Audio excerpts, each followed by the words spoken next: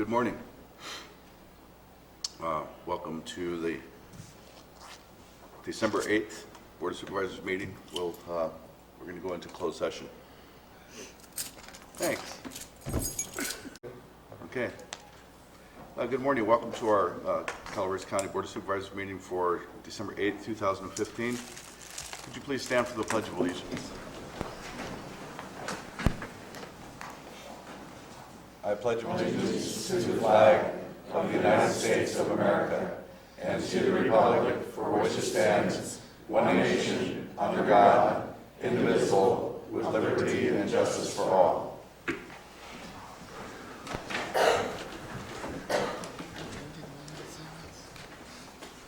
Mike, do that.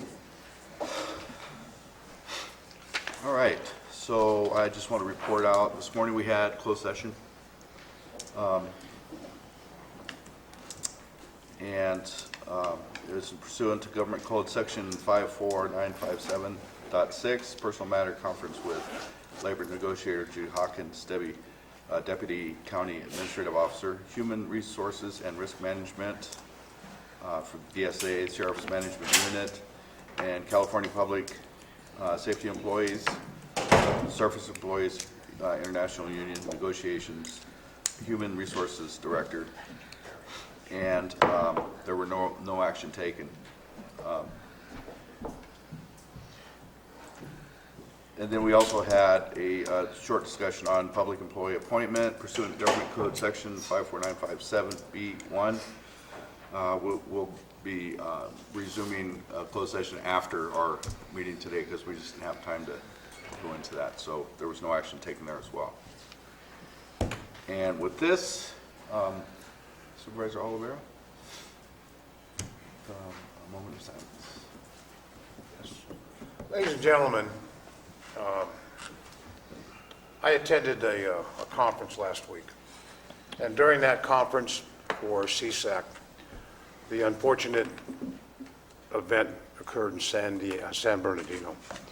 I'd like to take the moment at the request of the families, those lost, a moment of silence here, as every 58 county organization is going to be doing at this time for their next meeting. I'd like to happen now. Chairman. All right.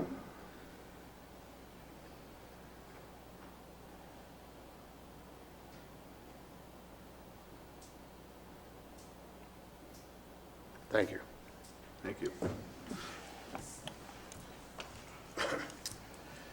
Okay, so we're going to go into public comment. Any item of interest to the public that is within subject matter jurisdiction of the board and is not posted on the consent or regular agendas may be addressed during the public comment period. California law prohibits the board from taking action on any matter which is not posted on the agenda unless it is determined to be an emergency by the Board of Supervisors.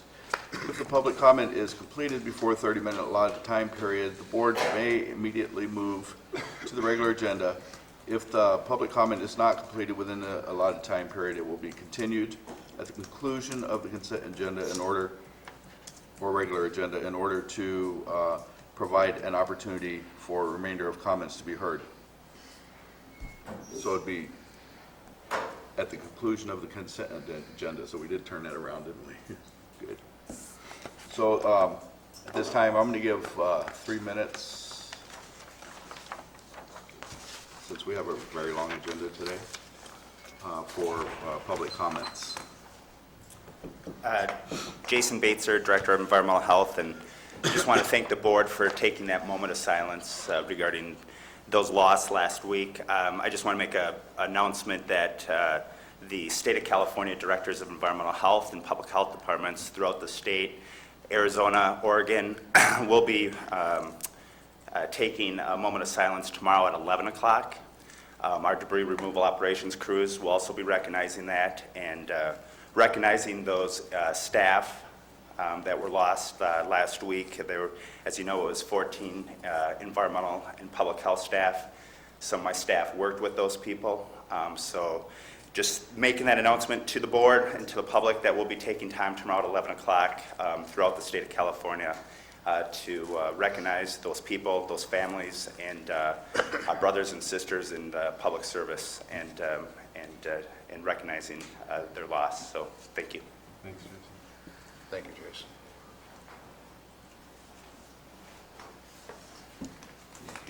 Anna Clark, Devil Springs. I'd like to thank the Board of Supervisors, Caltrans, and the county for the big cluster mess that's created in Valley Springs. If you're going into Valley Springs around between 2:30 and 4 o'clock in the afternoon, it takes 10 minutes to make a left-hand turn. Thank you.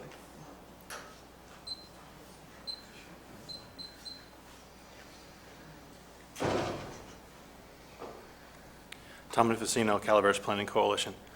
On November 24, I submitted a Public Record Act request to Planning Director Peter Maurer for a copy of the December 2010 Mintier General Plan. In a letter dated December 4, 2015, Assistant County Counsel David Sirius responded to my Public Record Act request on behalf of Director Maurer. That letter denied my request. The first reason for the denial was that the county no longer has a copy of the December 2010 Mintier General Plan. This is not a problem. Mr. Mintier retains a copy of the plan and is willing to provide a copy of the plan to me if the county permits him to do so. The second reason was that release of the document to me would result in a complete misunderstanding of the 2014 draft general plan. I have a degree in planning from the University of California, Davis, and a law degree from the University of the Pacific. I have professionally participated in city and county general plan updates for over 20 years. I'm currently active in the general plan updates in El Dorado County and Amador County. I've participated on behalf of the Calaveras Planning Coalition in the Calaveras County General Plan Update since its inception in 2006. Do any of you really believe that I or the CPC will be confused by the content of the Mintier General Plan? Is that really what you want to hang your hat on as a reason for denying my request? The third reason for the denial is that it would discourage candid discussion within the agency. The Planning Department's discussion of the Mintier General Plan was both candid and public. The criticisms of the plan by then Planning Director Willis were made in public during a Board of Supervisors meeting in this very room. The letter back from Mintier Harnish defending its work was also very public. The candid discussion cat is already out of the bag. Releasing the Mintier General Plan now cannot hamper a candid discussion within the agency, for that discussion has already taken place. The fourth reason for the denial was that it would prematurely force the plan review process into the public arena. The plan review process is already in the public arena.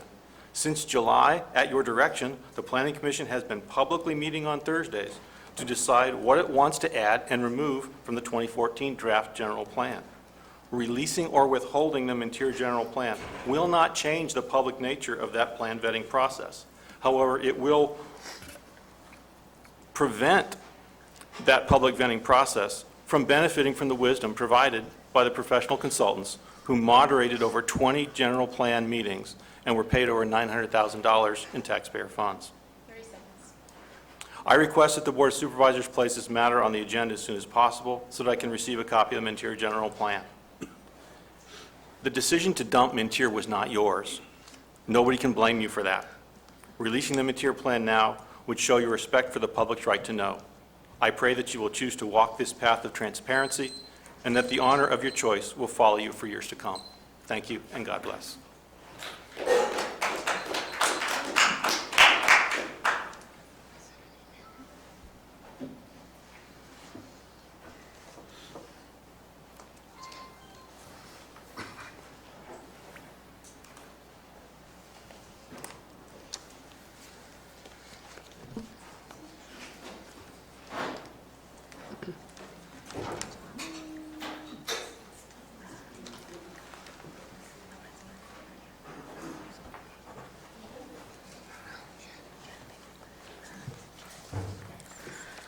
Greetings, Honorable Board of Supervisors. My name is Will Moore. I live in Valley Springs in Rancho Calaveras. I'm here on behalf of the Calaveras County Democratic Central Committee to lobby for the release of the Mintier Harnish draft plan as Mr. Nefacino just recommended. At the last, let's see. At the last meeting of the Board of Supervisors on November 24th, the Calaveras Planning Commission, in the person of Tom Infacino Esquire, submitted a formal request to Calaveras Planning Director Peter Moore to release the document for public examination pursuant to the California Public Records Act. We support that request.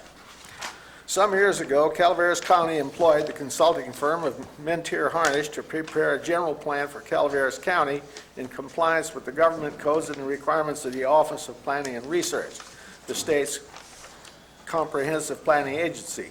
Mentier Harnish is a consulting firm specializing in planning, development, land use, and environmental issues. Their professional staff is experienced in all phases of community planning. They have served numerous agencies, counties, public agencies, organizations, and companies other than Calaveras County.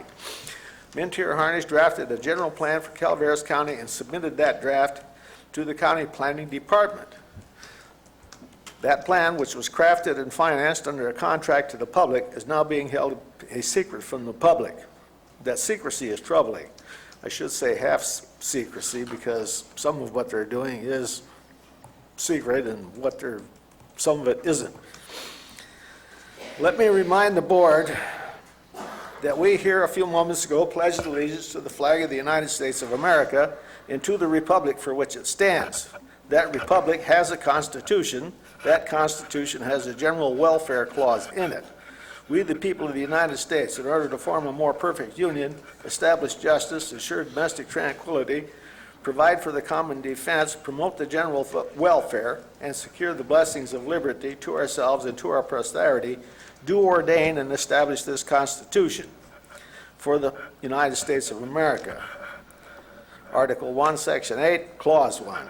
The Congress shall have power to lay and collect taxes, duties, import, excises, to pay the debts, provide the common defense, and general welfare of the United States. The preamble to the United States Constitution is a brief introductory statement of that government's fundamental purpose and guiding principles. It is a statement of this government's fundamental purpose and guiding principles. This government's purpose is to serve the general welfare of we the people of Calaveras County, and not to serve special interests, partisan interests, and factional interests of any group. In the process of creating a general plan, Mentier Harnish hosted town hall meetings throughout the county to get public input. I attended some of those meetings. There were hostile people there. At the time, I felt sympathy for those planners who had to work under a barrage of verbal abuse in a hostile environment for doing their jobs. Excuse me, sir. Your time is up. Okay? Thank you. Thank you.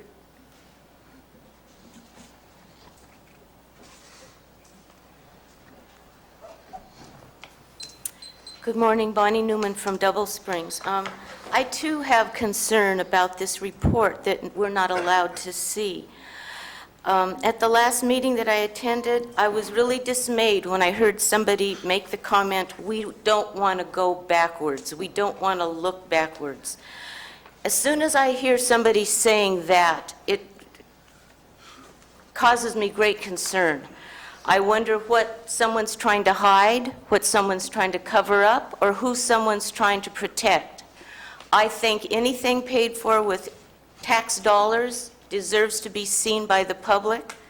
I understand this may have an impact on the big deal that the general plan. And if we're spending so much time and energy on the general plan, and this information may have influence on that, I think it's important that we be able to see it. I will always uphold the right of the public to know what's going on, because I don't believe in secret stuff. I don't believe in people keeping things under the wraps, unless it's dealing with perhaps a personnel issue. The public pays taxes. We have the right to see what is being considered. If nobody's seen this report yet, how can you say that it wouldn't be beneficial for the public to have? I would just encourage you to reconsider your decision not to release this information. I ain't saying that my last two connecting brain cells will be able to understand it, but I will read it over and over and over like I do now in order to understand something. So please reconsider your decision. Thank you.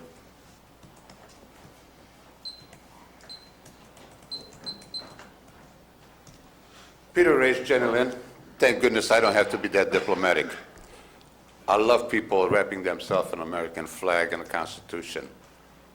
And on that behalf, I would urge the board and everybody behind me, put together a general plan that you're willing to put in front of the people. Referendum. Let's see where it happens. How do they feel? Put it in front of the board. Put it in front of the people. Put it up for a referendum and let people vote on whatever you build. I challenge anybody, especially some of the people in the audience, do they have the physical attributes to go put it out front of the public and vote on it? I'm all for it. Thank you.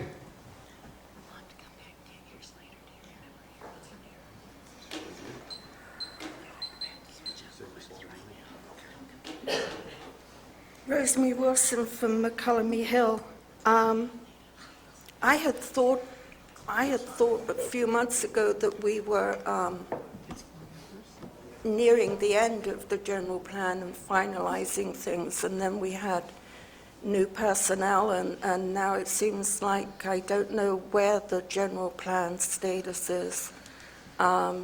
Seems like it's going on for way too long, and we should be probably starting up a revision process of the plan that we should have had in place about 5 years ago. It just seems a big mess, and it just seems something that professionals should be able to get a grip on and come up with something. On a different front, although I see the on the consent agenda resolution continuing the state of emergency, I was surprised not to see a line item regarding the Butte fire and what was being done. It's still out there. There are still people that are suffering. I decided to go and purchase a house in... Item 13 Yeah, but item 13? of the regular agenda. Oh, I'm very sorry. That's okay. Well, since I'm up here and I've got a couple more seconds, I just wanted to say that having purchased a house in Arnold, although I still have a home in McCullum Hill, I went about trying to get insurance. I chose a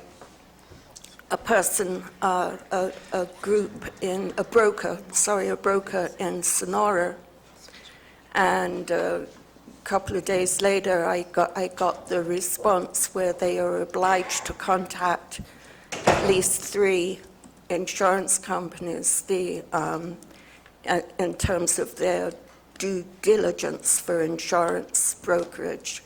The company contacted 4, and I finished up with a 5th, which is essentially an office through San Francisco, and Lloyd's of London is the underwriter there. The woman told me that never had she had somebody be declined from travelers, but that she had contacted 4 organizations that she deals with regularly, and Arnold is just impossible to get insurance from. Now, I didn't contact the company that I had insurance with in Mountain Ranch, but I just thought that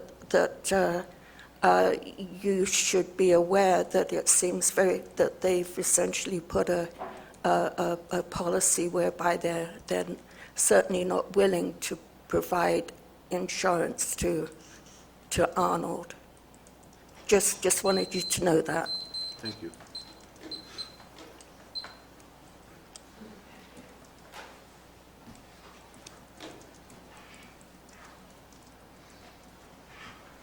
Any other public comments?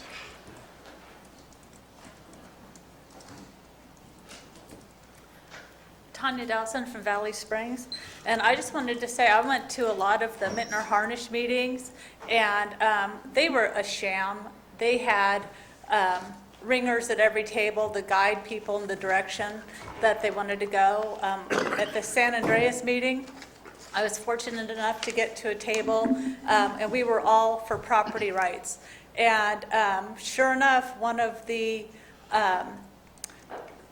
people for the big government side, I believe it was Tom Facino, sat at our table and tried desperately to guide us toward alternative B, or one of the alternatives that Mittner Harnish wanted. They advertised, they did a little bit of advertising towards alternative A, put a real big push for alternative D, and then a good push for alternative C. And our table didn't want any of those, and our group came up with alternative D, and we let some of the other people in the county know, and it caught fire through the county. And without any advertising or selling on Mittner Harnish's part, they didn't even acknowledge it. In fact, Mittner, or is it Larry Mittner? One of the head guys, they sent over Brenda to influence us to pick one of their alternatives, and he came over, and I felt he was bullying me that, oh, well, we're not back in the horse and buggy days, and to pick one of their alternatives, and we just didn't want anything to do with that. And so Alternative D did catch on. It got quite a bit of support without them pushing it. And if they had promoted that as they had promoted the other alternatives, it probably would have gotten a whole lot more support. But I think hiring Mittner Harnish was an absolutely huge mistake. It was divisive in our county, and what part of what ended up happening with that mentality of it's the government knows what's best for us is they attempted, and I have the document from the county, to redesignate my property. I live in an equestrian community of 5 acres, and they wanted to redesignate our area as for horses to be on 40 acres or more, and they wanted to redesignate my property for llamas, alpacas, sheep, and goats, as if they know what's best for me. I picked my property as equestrian property for horses, and 5 acres is plenty for a horse, and they think that they're so smart that they can decide that a horse should be on 40 acres.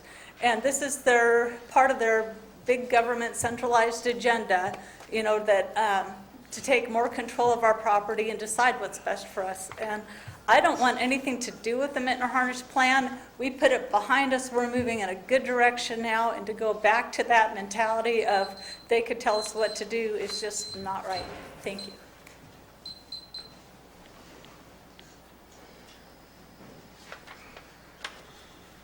Good morning, Colleen Platt with MyValleySprings.com and the Calaveras Planning Coalition. We're not suggesting moving backwards in releasing the document. We just want to look at it. If it's so terrible that the consultant was fired, the public would like to see it. We've had people ask us, do you know why they're trying to hide the document? And of course, we can't answer that because we haven't seen it. We don't know why. The public has a right to know what their government and their taxes paid for. And they have a right to try to understand why this work was considered so bad that the consultant was fired. This is the public business. This is the public interest in knowing what their government did. None of you were there at the time, so there's no political repercussions to releasing a document.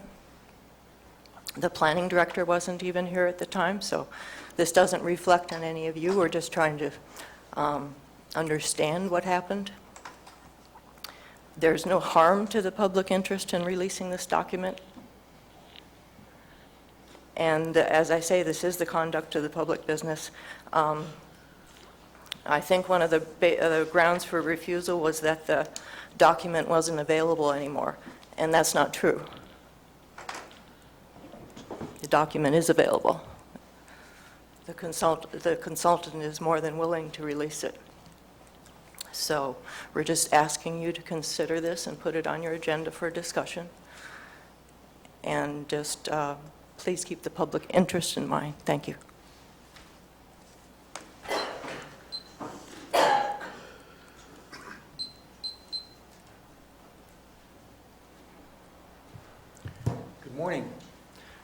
Sagala, Taxpayer Association. I'd like to concur with Tanya Dowson regarding how that general plan was operating. And I attended the meetings. I didn't attend all the meetings, but I attended the one in Copperopolis and also in Murphy's, and I found the same pattern took place there. And we put together the alternative D, which respects property rights. And it was recognized by Mintner Harnish, but was discouraged, and it didn't pass with that previous board. But the plot gets thicker. We're not actually through with Mintner Harnish philosophy. When we finish the general plan, it's going to go to a consultant. It's Remney, Moose, and Hanley.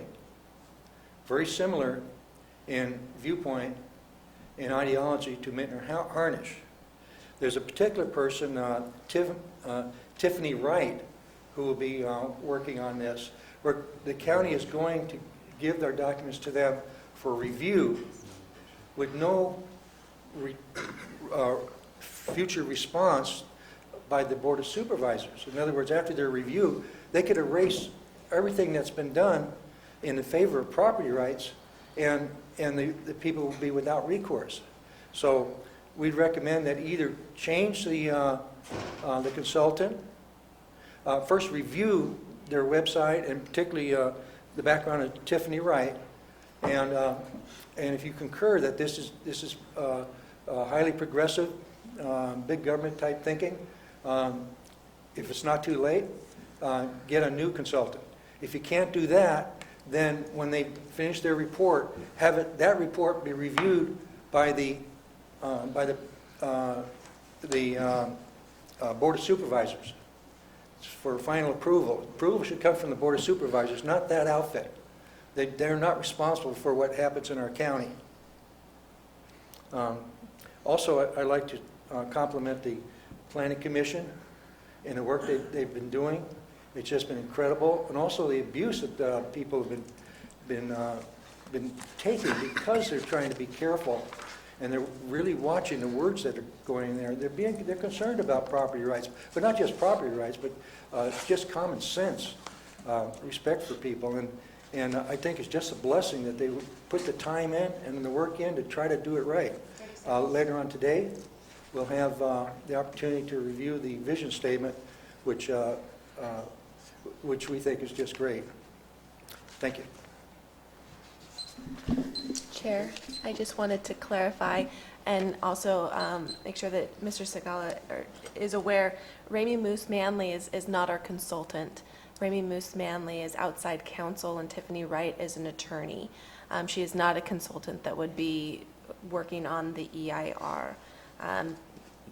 There's some confusion because we have Ramey Moose Manley, who is outside counsel, and then Rainey and Associates, who is the consultant who's been under contract. So the Ramey versus Rainey has been a source of confusion for many people. But Tiffany Wright is outside counsel. She is not a consultant. Okay. She's just legal counsel. Legal counsel only advises. Ultimately, the board would be. Okay, so we'll go back to the board then. The board makes final decisions. Thank you. Okay, any other public comments? All right, let's move on to the regular agenda.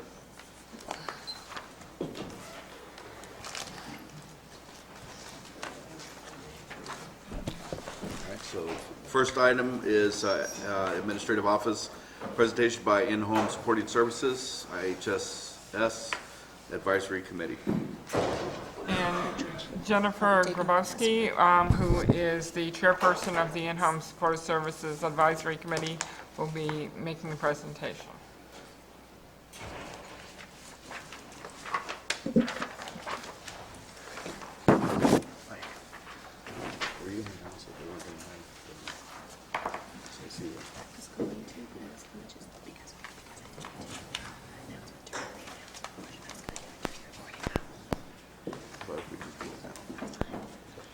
While we're waiting for them to set up, we're going to, our county council would like to make an announcement on a particular item that was going to be on our agenda that isn't going to be on our agenda for today. Well, the board has previously directed, typically this is something that I would announce during announcements at the end, but the board had previously directed our office to bring forward the discussion in the study session regarding medical marijuana. I do see that there are quite a few people that are interested in that topic that are here today. It was not on the agenda for today. There was some discussion that the intention was for it to be discussed today, but it was not agendized for today's meeting. The intention is to have it on the board meeting for the 22nd. That is the next board meeting that we are meeting. So it will be agendized, properly agendized, but I wanted to make sure that there was ample notice to everyone on both sides of the topic, rather than just the 72-hour notice that you would receive through the agenda. So I want to make sure that everyone is clear that it will be on the agenda for the 22nd to discuss a potential ordinance, just get a study session to get direction on how the board would like for us to proceed. But that item will be on the agenda for the 22nd. Okay. I wanted to bring that out early just in case somebody was waiting around for something to happen on it and it's not going to, so I don't want to waste anybody's time.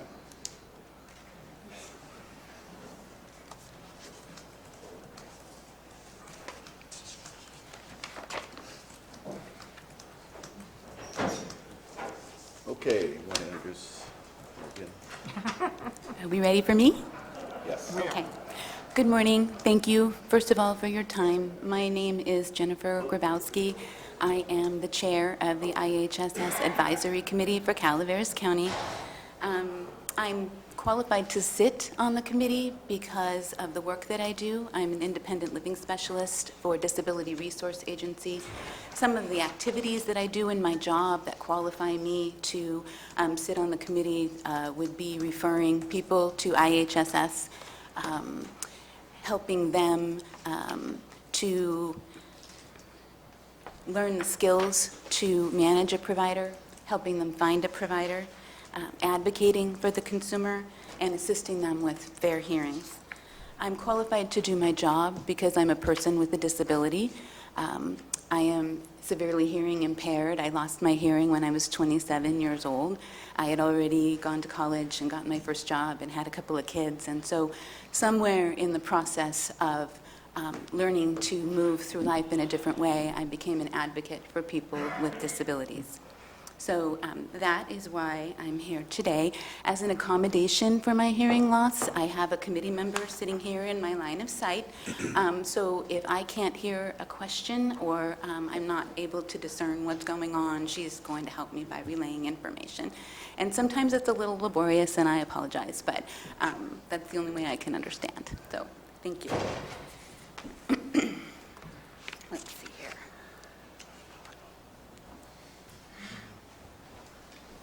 So what I would like to do today is take about 25 minutes or 30 minutes of your time. I'd like to do a short review of the IHSS program for everybody in the room and everybody who might be watching. I want to do a review of our advisory committee activities, challenges, and goals. I'd like to update you on changes to the IHSS landscape, and I have some requested action items.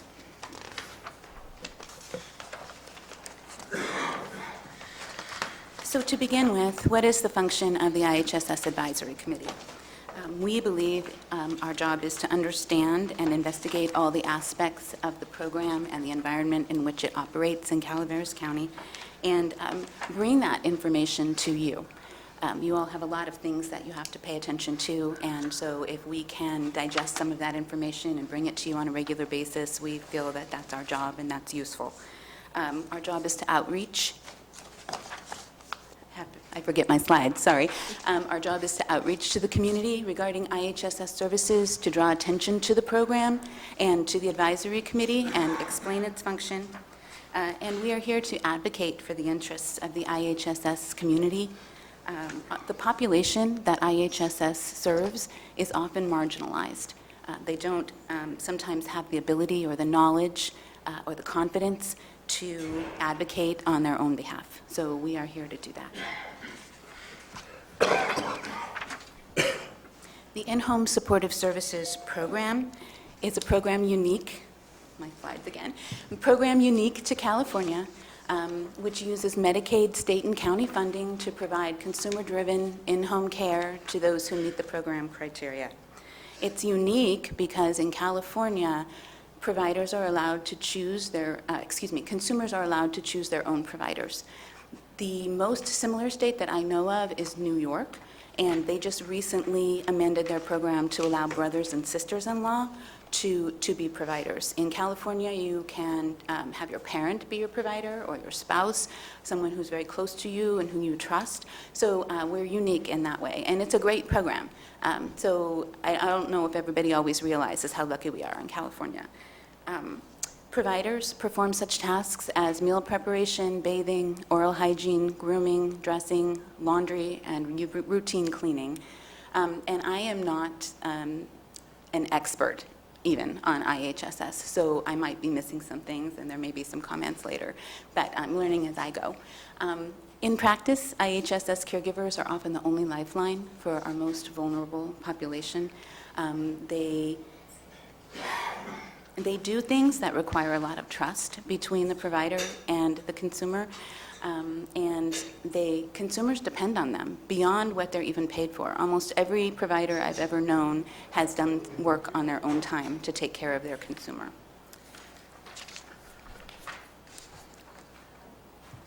In Calaveras County, we have, as of October 2015, 388 consumers. And this graphic is broken down by area of social worker responsibility and not by supervisors' districts, but you can kind of get an idea. They're spread pretty evenly around the county. And I'd like you to keep that 388 number in your head because it's going to come up later. As for providers, as of October 2015, we have 294 total providers in the county and 67 on the registry. So what does it mean that a provider is on the registry? The Public Authority Registry providers have completed mandatory training. They've had a face-to-face interview. They've submitted references and identification to demonstrate that they can work in this country, and they've completed multiple background checks.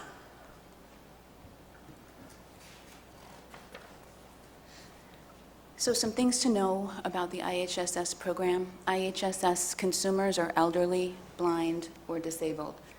So that is a large gamut there. What does that mean? I'm disabled. Do I need an IHSS provider? I don't.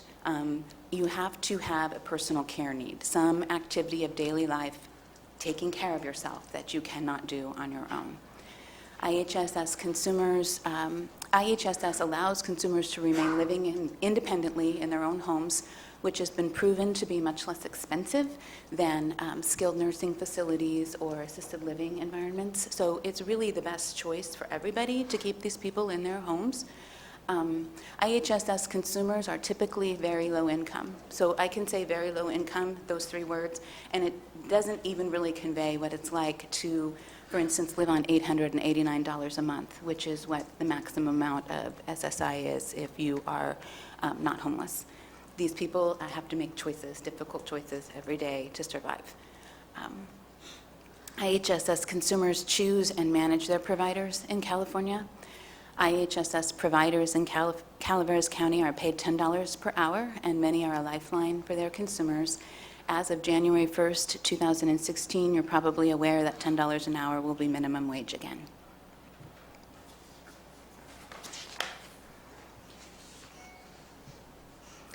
When I started learning about the IHSS program, it was difficult for me to figure out exactly what was going on. So I sort of broke it down here so that you can see the federal government. These are the components of IHSS. The federal government provides Medicaid funding. The state of California determines the program design and provides additional funding. The governing board supervises the program in our county, and the county provides matching funding. About 15% of IHSS costs come from the county. The public authority maintains the registry list. They provide training, and they negotiate with the union. At least that's the way I understand it. Social services, IHSS social workers do initial needs assessments. They determine the number of hours that any given consumer will get, and they visit consumers a minimum of 1 time per year. And the advisory committee has the key task of understanding the whole program and making recommendations to the governing board. Just as an illustration of what we're dealing with here, in October of 2015, there were 36,304 hours of service provided in Calaveras County, and the program is growing month over month.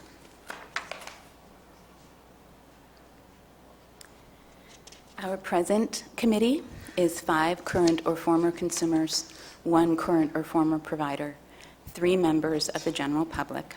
The intended membership is 6 current or former consumers, 1 current or former provider, and 4 members of the general public. What I'd like to do now is have my advisory committee members that are here go ahead and stand up so that you can be recognized. And we would never get anything done without the dedication of our members. Thank you very much. Everybody has a job on this committee. People don't just come and sit for the meeting and go home. So there's a lot of work to be done, and we've been pretty successful in getting it started, at least.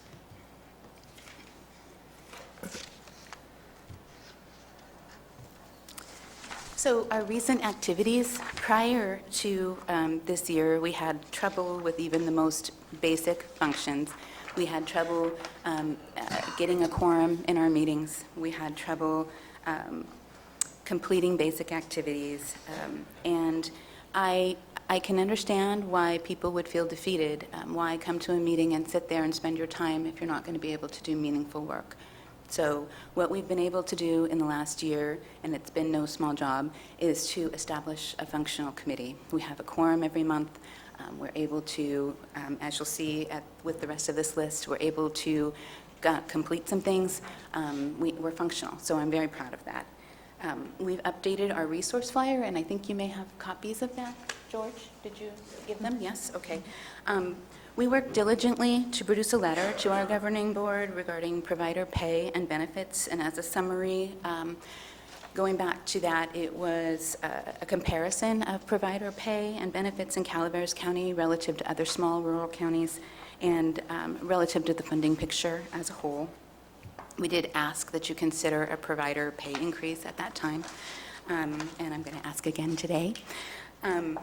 We did a provider survey. We sent it out to every provider, and what we mainly learned from that is how not to do a survey. So we won't do that next time, but we did get about 85 responses, and we were able to make contact with our providers, which was great, and we were able to learn some things. We got some people who are interested in serving on our committee, so I was happy with that. We had a table at the Dignity Health Fair, just to let people know, hey, we're here, this is what we do.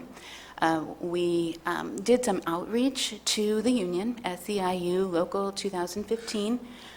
The reason it was outreach is because the union has been largely inactive in the last several years, and our providers have been working for 4 years at least without a contract. So we reached out. County staff was concerned that perhaps our activities would be construed as bargaining. So what we have developed is a waiver of bargaining that will be read every time we have a meeting with the union, so that no one is under the impression that we're bargaining. We're just seeking information and understanding, and that's it. So we're going to read that and sign it every time. And then another thing that we did was we identified and we pursued Butte Fire aid for IHSS consumers and providers. There was $25,000 on the table, and we made an attempt to get that for our people. So some of the challenges of the advisory committee are recruitment and membership. As I said, we've been challenged, and there are good reasons that we've been challenged. Consumers in general, and I'm generalizing, not every consumer is going to be this way, but consumers in general are very low in income. I know of consumers on my committee who have had to make choices between buying food and coming to a meeting. So that's the sacrifice that they make to do that. They're ill or they're disabled. They probably don't feel well some of the time.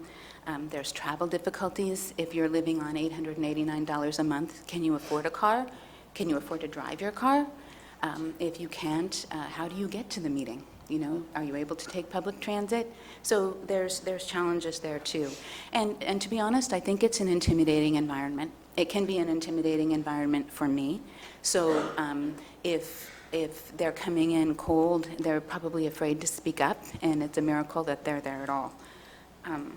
For providers, they're also low income. They make basically minimum wage. They're busy with their consumers during the day when we have our meetings. And they're probably mentally and emotionally exhausted because caregiving is an exhausting job. So that's one of our major challenges. It's something I'm going to ask you to do something about at the end of this meeting. Another challenge that we have is communication and cooperation with the public authority and social services. When I first was appointed to this committee, I heard a lot from both sides about the problems that were there. And it is a historical lack of confidence on both sides. I set all of everything I heard aside because I didn't know. It wasn't part of my experience. I didn't have any proof either way. And I have to say that I believe my committee is correct in that there has been a meaningful lack of cooperation. An example of that would be the Butte Fire funding that we were seeking. We wanted information and statistics about IHSS consumers and providers and the impact of the fire. We started asking 2 weeks after the beginning of the fire, and as of mid-November, we were still being told that no information was available. So we were all in an unprecedented situation during the fire. And so why would this be any different? Everything was kind of, up in the air. The reason that we know that there was information available because Bonnie received a phone call about her consumer on the second day of the fire. And I went to a meeting in Amador County, and I sat next to the social worker who was making those calls the first and second day of the fire to determine what the welfare of our IHSS consumers. She's now an APS supervisor in Amador County. And she told me all about, she was proud of everything they had done. So I don't really understand why they couldn't tell us what they had done. Why? So that's a question that and I don't mean to kick staff when they're down, right? Everybody's having a hard time with this fire. But I think it's indicative of the lack of cooperation that has been in existence. So Jennifer, I would like to... can I interrupt just for a minute? Maybe you should go back and maybe you did and I just missed it, describe the public authority structure a little bit. Because I don't know if the whole board knows what that is. Well, I have...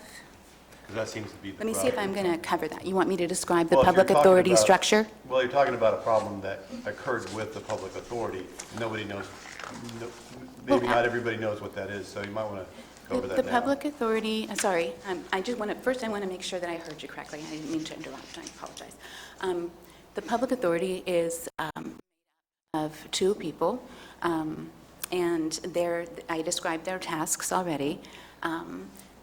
But there's another component there too, and it's the Health and Human Services IHSS program. To be fair, we received an apology on our November 30th meeting from the program manager, and I did appreciate that, and I thought it was a stand-up thing to say, hey, we're sorry. My concern is that that in the future we get more cooperation. So. Does that, I don't know what else to say about the public authority. Let me just Yes, clarify. So the public authority is designed to manage the registry. So when there's mention there of 67 folks who work for the registry, they manage that in regards to doing the background checks, managing their time, their schedules, this sort of thing, for the IHSS clients. So They that- are, I'm sorry. That's kind of a summary of what the public authority, and Shirley might add to that. The public authority was established to act as the employer of record. Yeah. When legislation was passed in the early 2000s, it required each county to establish an employer of record for collective bargaining reasons, as well as to form the registry and do a number of other things. So the public, when Calaveras County looked at what the options were to establish the employer of record, it was the recommendation to the board, and the board agreed to establish the public authority. And they do, they maintain the registry, they do the background checks, they do the training, and they also act as the employer of record and either hire or contract or pay for HR or consultants to do those negotiations with the union regarding contract uses. Thank you. You're welcome. And the public authority, just to clarify a question I have there, the public authority is... Excuse me, could each of you, as you plan to speak, could you really pull in close to your mic so we can hear? She's my advocate. I don't always ask her when I need to be able to hear. Sure, okay. So what I was saying was, or I could speak up so you can hear me. So my question is, the public authority works underneath the Health and Human Services Department, or is it separate? It's a separate entity, but the manager of the public authority reports to the Director of Health and Human Services and to the board, the governing board of the IHSS Public Authority, which is the Board of Supervisors. It's a symbiotic relationship because the IHSS program under social services does the eligibility, determines the needs. The public authority does the registry. Vast number of our providers are family members or somebody that the consumer has chosen, but they can also, if they have nobody that they want to act as their provider, they can go and pull somebody off the registry that has had the background check, the training, et cetera. Exactly. Thank you. I want to make it clear, though, that we ask multiple people, multiple committee members asked multiple people in the agency, and we were not able to get any information. So it was even suggested to me that I go to the union because they might have that information. So we have that information. I don't understand, Anyway, I'll get over it. So what are the goals of the advisory committee? Continuous recruitment of members. So we're in an environment where our members are sick or disabled. I made a phone call to all of our members to tell them that our presentation to the Board of Supervisors had been changed. And I called one of our members, Paul Nair. He answered the phone. He was in ICU. He's in Mark Twain Convalescent right now. So that's the environment that we operate in. So we need continuous recruitment of members all the time. We need to be educating. We need to be asking. We would like to do a consumer survey. Some of the things that we'd like to know are what are consumers' problems and concerns with IHSS. We'd like to know what the program is currently doing right, because I'm sure that there are a lot of things that they're doing right already. We'd like to know what the impact is of the overtime law changes, and I'll get into that a little bit later. We'd like to do a newsletter. We'd like greater community involvement and education. Specifically, we're looking at doing some training surrounding fair hearings. How does a consumer ask for a fair hearing? When do they ask? Where can they get help with that? We'd like to have quarterly contact with our governing board, and that doesn't mean that I'm going to come here every 3 months and talk at you for an hour, but it means that we'd like to have some sort of communication, 4 times a year to keep you abreast of the situation with IHSS. We'd like improved communication with the public authority and social services, and we would really like to assist in shaping and executing the response to the Fair Labor Standards Act changes. We'd like to assist with provider recruitment, and we'd like to take a look at the dispatch process. What happens when a consumer calls and asks to be referred to a provider? How fast does it happen? What do they consider? What is the effectiveness of the process? So we would like to take a look at all of those things.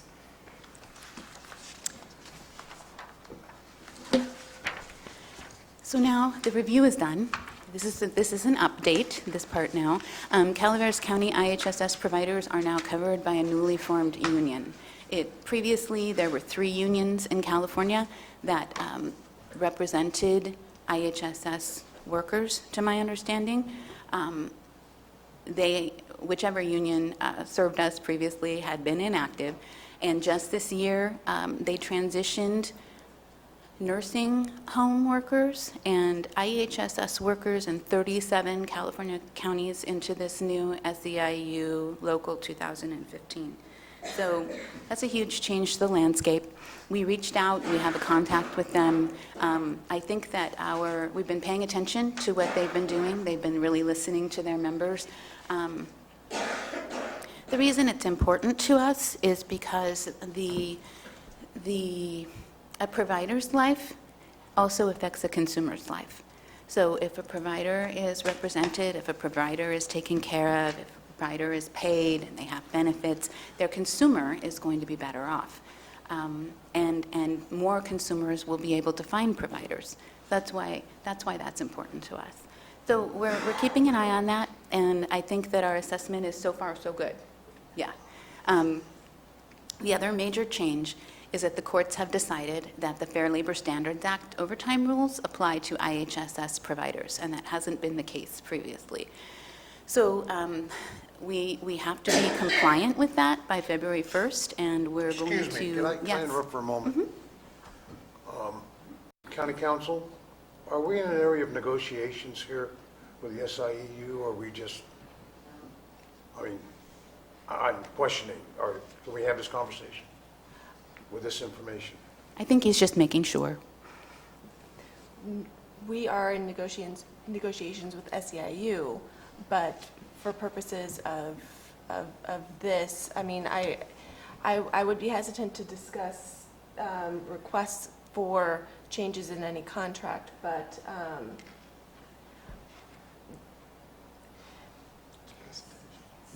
right, this is purely a presentation of information. And plus, the overtime rules are not something that was developed by It's a the COLA. outside. I understand, I just want to make sure that we're on solid ground here. And this is not the SEIU that we're currently negotiating with. This is a separate. It's a separate SEIU? Yes. As long as it's a separate SEIU, then we should be fine.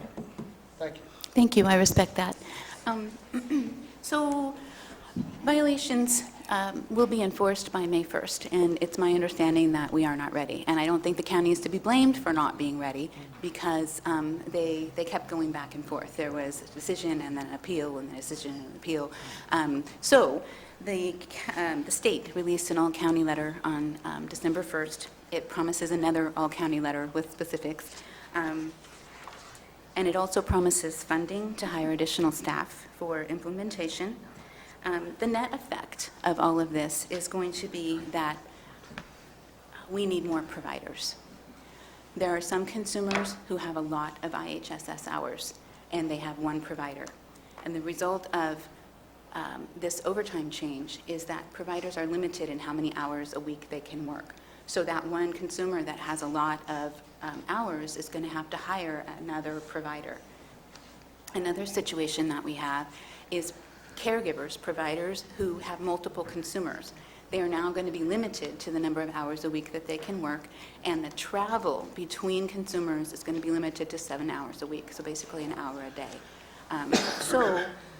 We need more providers. That's the bottom line. There was a sentence in the all-county letter that caught my eye, and I'm going to quote it.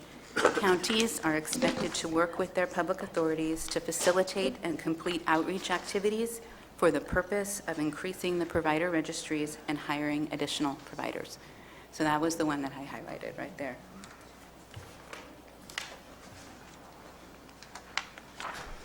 Okay, so almost done. 3 requested action items.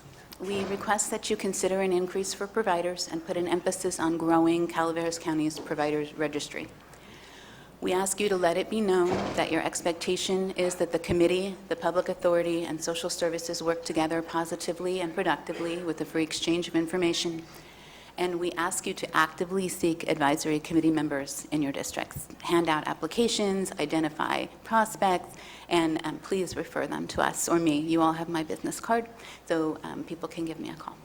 And that's all I have for my planned remarks. Thank you very much. I'm happy to answer questions with Bonnie's help if you have some.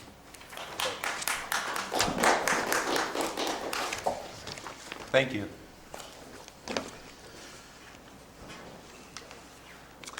Do I have any questions from the board? I'd just like to say that this last year, it's been a pleasure to work with this committee. I think it's grown a lot in a lot of different ways. And I think Jennifer had on there the functional part of it was a big key component.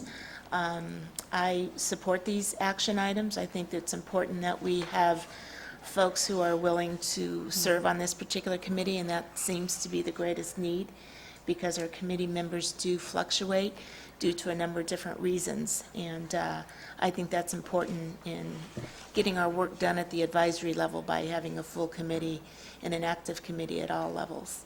And, you know, I think there's much improvement that has been in the last couple of years, and I just look forward to that continuation of improvement with everybody working together. Any other board comments? Public comments? Hello again, Al Sagala, Taxpayer Association. I think we're in good hands with the people that I know that are working on this. They could probably be considered the county committee on kindness because they seem to be very active in affairs of people helping people. As the Taxpayer Association is not really clear from the presentation exactly what the funding sources are from and the amounts from the federal government and from the state government. It's true that I think that the general plan is not spending any money. However, there is tax money moving around. And also, my wife and I took care of her mother for 8 years in elder care, which is probably similar to this. And from time to time, we had family members and sometimes neighbors that we actually paid to give us a break and take care of her over that period of time. I noticed there's an item on the display that talked about violations. Now, would those violations being complicated would be non-union people providing services for elder care, or is the violation something else? So perhaps with the answer to those questions, the taxpayers would have a clearer picture of what's happening. The cost to administer, and the source of funds, and the amount of funds. Okay. Any other public comments? Do you have an answer for some of that?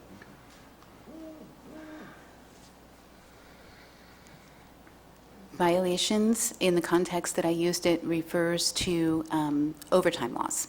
It doesn't refer to who a provider can be. It refers to whether or not they get paid overtime for the work that they do over 40 hours a week. And Bonnie Newman, I'm sure, can tell us exactly what the funding sources are. Are you ready to do that? Yes. The violations entail not understanding your timesheets. If you fill out your timesheets incorrectly, they're planning on violating us. I think 3 or 4 violations and they've changed our timesheets every 6 months. So this may be a hardship for not only consumers, but also some providers on what is expected with this new overtime ruling and how to fill out the timesheets. So after 3 or 4 violations, you can't be a home care provider for a year anymore. So it's really kind of a petty thing that they're talking about in violations of the timesheets. The funding is approximately 56% federal money that comes through Medicare. It's approximately 28% of state funds and approximately 15% of county monies that go into the pot that pay the providers their wages and conduct the other activities in IHSS and the public authority. And if we're talking about 338 consumers, they average about 80 hours a month, so we're talking about $4 million coming into our county from federal, state, and local sources to fund this program. And it might be more than $4 million. It's not a small program, but our contribution on the county level is pretty minimal. If you spend $1 of county money, you get $6 back in federal and state monies that can be spent in our county.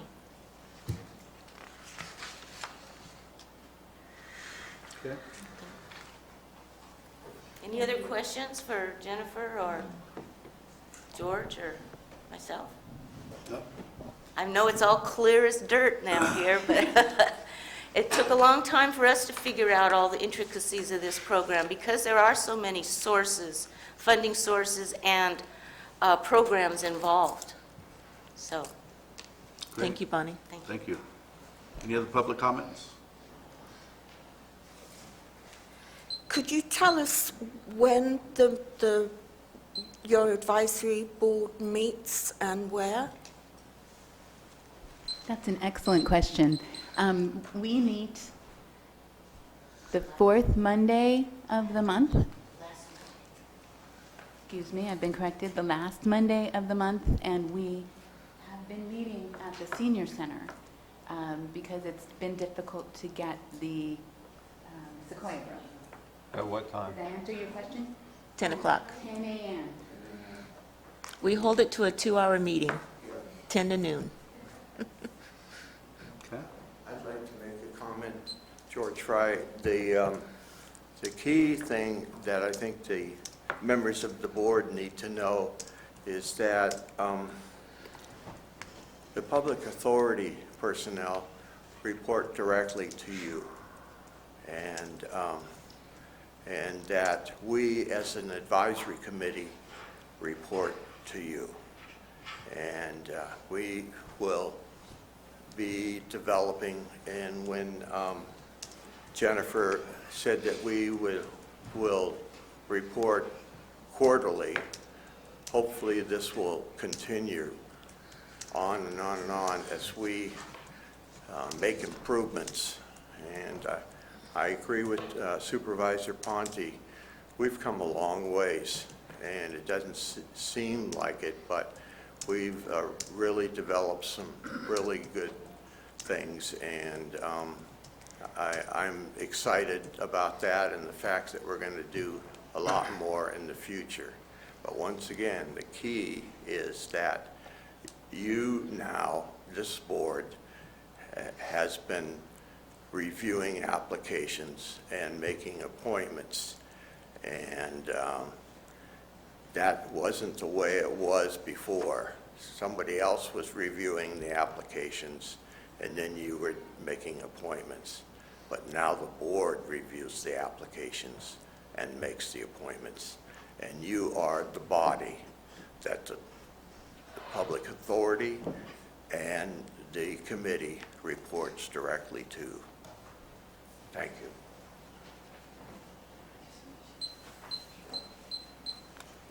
Marty Crane, I hadn't planned to say anything, but I'd really like to just say that we all know that we're all working on many, many different projects and efforts and needs in the county on different subjects, and we all know how much effort goes into that. This is one of those things, but this is a critical need in the county, and it impacts our most vulnerable residents. And there's a lot to know, a lot to learn. I'm very excited about Chris and then Debbie, and before that Supervisor Walensky being there encouraging us. And I've watched over the last few years how the folks on the committee have become more and more empowered. So lots more to come. Stay tuned. We'll be back. Thank you, Jennifer. Janet Clark. I used to be a member of the advisory committee. When I resigned, I requested that an agenda and the minutes of the meetings be sent to me. To this date, I have not received one. Thank you.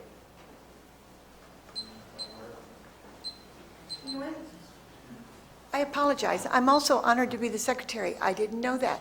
I'll make sure that happens. Thank you. Thank you. Jan Clark, that was not intentional. I can promise you that. We're just Ma'am, could you less speak organized into the than we microphone, want to ma'am? be. Could you speak into the microphone? I couldn't understand you. Could you speak into the microphone? I couldn't understand you. He wants you to stand here and talk right into the microphone. I can do that. I'm sorry. I just wanted Jan to know that that was not intentional at all, on any level. All right. We're just less organized than we would like to be sometimes. In the past, it was required that a written request be made to the committee in order to have that information. So if that hasn't been done, that's probably the reason Jan Clark didn't get her information, because it wasn't done in writing. Okay. Okay, you guys. Psst. We've done really good to this point. Yeah. Time Go out. ahead, Peter. Thank you. Just look at some numbers over here. The county is spending about $600,000 already. 56% of it is federal, 28% is state, and 15% county. Round number is $600,000. So, I mean, I appreciate volunteers, and I think it's a very good cause. I would support it. I'm not going to swear to it, but we're looking at about $600,000 the county is spending on in-home care already. I just want you to know. Okay, it's a good cause, and I'd rather see the money go to that cause than a whole bunch of other ones. But we are spending a nice hunk of change. Thank you. All right. Any other public comments? All right. Jennifer, thank you very much for the presentation. It was very good. But I was going to say something.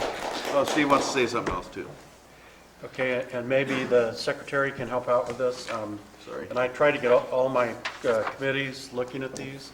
We have a new setup on the county website, and I refer to it a lot. Like right now, I don't, if you look at it, it says 13 members in total, 1 vacancy, 7 becoming available. But the old county website used to tell us what district we're in, and that's how we get the members to the committees. If we know that we have a vacancy in it, we'll kind of jump on that. And I'm not sure, maybe call the board clerk to initiate how to facilitate getting that proper information on there. And also this says the committee meets bi-monthly from 10 to 12 in the Sequoia room of the Calaveras Works and Human Services. You don't meet twice a month, do you? No. That's old stuff. We'll see Yeah, that it gets well, updated. what I'm suggesting is, because I'm the alternate member here, but I haven't been to other than 1 or 2 maybe, and but I do watch this, and if I know I've got somebody, I start working on it as best I can. Thank you for that. So I guess the message there is maybe every once in a while to make sure that all information that's going out to the public is currently updated so that if we have the best chance possible of getting the buy-in. We'll do it right away.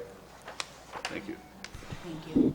And just a clarification on the membership of the committee, it's not by district. The makeup is required by consumers, providers, and general public. Unlike other committees and commissions, it's not by district. And something to consider also is a consumer does not necessarily have to be an IHSS consumer. They can be a person who has come out of the hospital and with their insurance or private pay has made themselves a consumer of home care services. So it doesn't have to be an IHSS consumer or an IHSS provider. It can be in the private sector also. All right. And so we would like to encourage you all in your each district to reach out to those people that you know may have needed services or may have provided services or are interested in any way in home care services to participate. One project that I have had in mind is creating a list of private pay providers so that they're available to people that don't meet the criteria of IHSS. Maybe they make $1,500 a month, but they still need someone to come in and throw the rotten food in the refrigerator away so they don't get food poisoning, or clean up their house to the point they don't get infections. So that's also to be considered on this committee. So thank you. Thank you, Bonnie. So if you guys could, maybe periodically send out a little request to each supervisor on what your needs are so that we can pass it along, that would be really helpful. And then, we're happy to do that.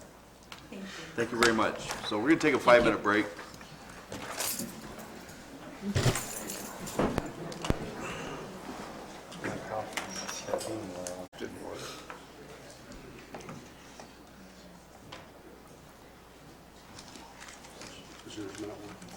Yeah, they have to do some of that. I updated. That's the size of the next iPhone.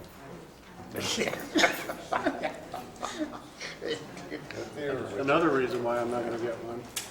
This one's perfect for me, but one that big, I'm not going to be able to get it. You're not Well, I got a this one's tablet, probably- but this is Okay, on to our next item.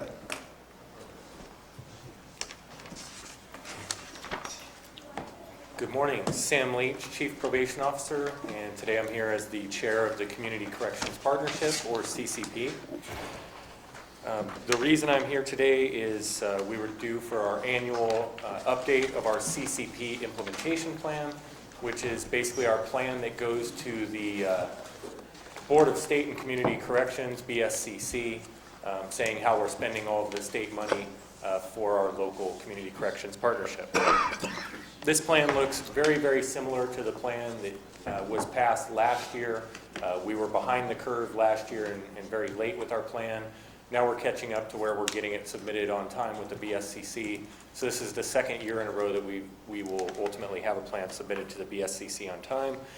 The submission of that plan, along with the survey that we are required to do for the BSCC, gives us another $100,000 per year that then goes into our CCP fund balance. So that's kind of the incentive for us doing it and getting it done on time. This year's plan, hopefully you've had a chance to review it. In past years, we've had major changes from first starting a day reporting center a few years ago to having a private contractor run that, and then to taking it over to a county-run day reporting center. This year, there are less major changes, and it's really more a process of refinement, getting it fully staffed.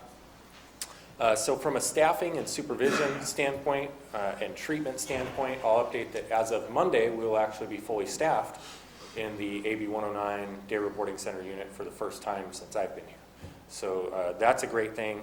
That means that our supervision ratios of how many offenders each probation officer is supervising have decreased.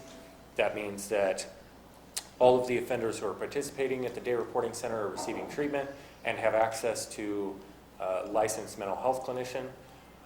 As of Monday, we have our clinician starting in the jail. This is in addition to the clinician that you've already probably heard about that's at the jail doing more triage work. This clinician will be the one that's proactively working on the offenders who are in there longer term, preparing them for re-entry into the community, doing longer term stuff with them. So they'll be getting treatment at the jail, then once they hit the Day Reporting Center, then once they're out in the community. So it's kind of a continuous process now as of Monday. So we're very excited about that. Also should mention that we're excited to have the partnership with the jail. I know Captain Ballard's here, and also excited to boost treatment in there and address mentally ill offenders in the jail. Huge federal, statewide, and local issue. So I think we're ahead of the curve on that now. Other things that are in the plan for this year, some of our goals, now that we've got the core services for supervision and treatment in place, really looking at taking our data analysis to the next level. Probation's new client management system, which the board, or I think CAO Ryan approved recently. We have a new client management system going in next Friday. We'll be live with that, which means we'll have real-time data for the first time in our department's history, where we can look at recidivism just so much quicker than we ever could before, and hopefully come back to you guys with some pretty intriguing presentations in the near future. Victims is another goal, looking out for victims in this year's plan. I know that DA Uke is working on hiring a full-time person out of the AB 109 funds to specifically, look out for the victims and seek victim restitution and all those kind of things. And then finally, just a very quick overview. I will fly through this and then take questions at the end. But these are some of the things that are being funded that are highlighted in this plan. Alternative sentencing, things like electronic monitoring that help keep the jail population down for people who are eligible. Anger management counseling and domestic violence counseling that's provided at the Day Reporting Center. Cognitive behavioral therapy, which includes several of the treatment groups that you guys have heard about over the years, like Courage to Change, also moral recognition therapy, and then this year we've added in changing offender behavior. Again, I won't get into the nuances of each treatment group, but they're all cognitive behavioral based, working on offenders' thoughts to change their actions kind of treatment.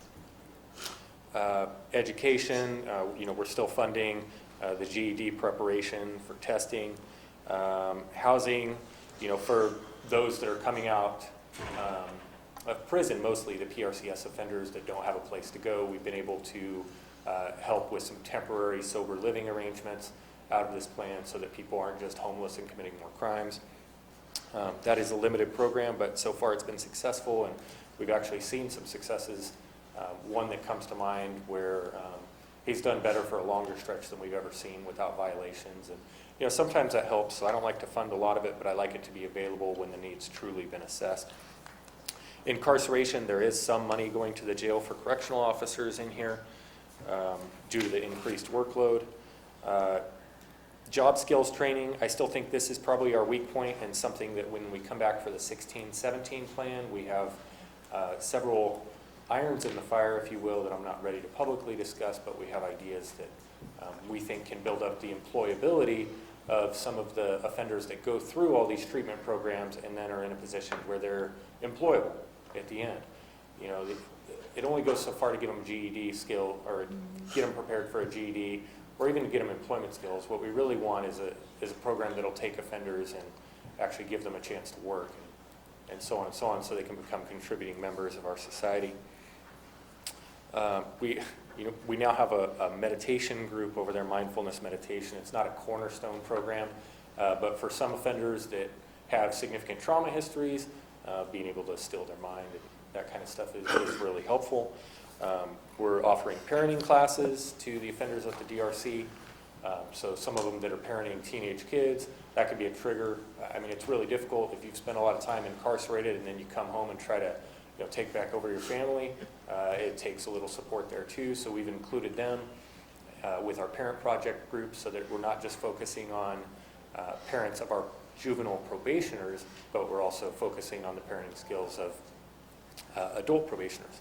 And so far we've had some success with that. We're highlighting that program. We've had more probation officers trained to facilitate it, and so on.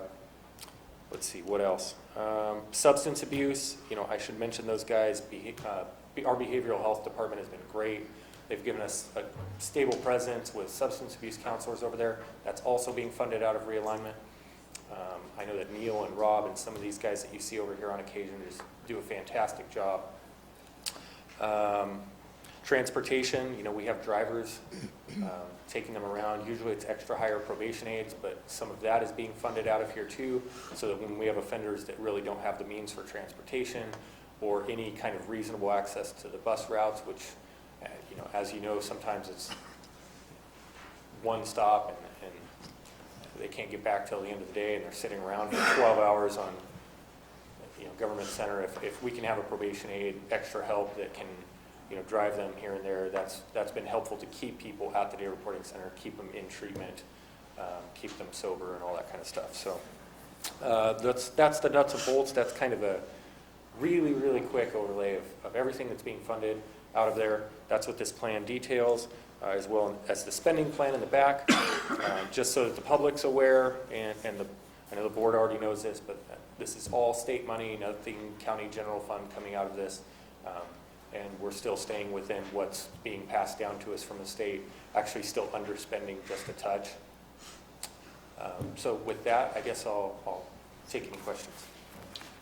So you didn't mention, you know, when you spoke the last time here, you were talking about some kind of presence within the schools. Yeah, and I did, and that's more specific to the probation department, but I'm willing to, that's always tough because I have the two All right, budget so units. it doesn't have anything to do with this then? It doesn't, but I'd be happy to just say that we're, you know, we do have one of our juvenile officers, you know, we increased from 2 to 3 juvenile probation officers, and one of them is being more active on a pilot program at San Andreas Elementary School. As far as working with them on habitually truant kids and going out there and talking to the kids, going and meeting with the families, trying to stabilize them in schools, that kind of thing. So. Okay. Any questions from the board? I just, in general, do you find, excuse me, do you find transportation to hamper some of the programs you mentioned? Is it a... Do you mean, is it a barrier Yeah. to having people to complete? getting there involved, et cetera? Yeah, you know, it is, and it's such a time-consuming thing. I keep looking at, there's got to be a better way to do this, and so far I don't have any great solutions, so I'm actually open to that. Okay. To whatever the most cost-efficient way to get people around is. You know, I always struggle with how much is too much, and at what point are we enabling people who really need to take some initiative in their own lives? And yet, for how long do we need to carry them?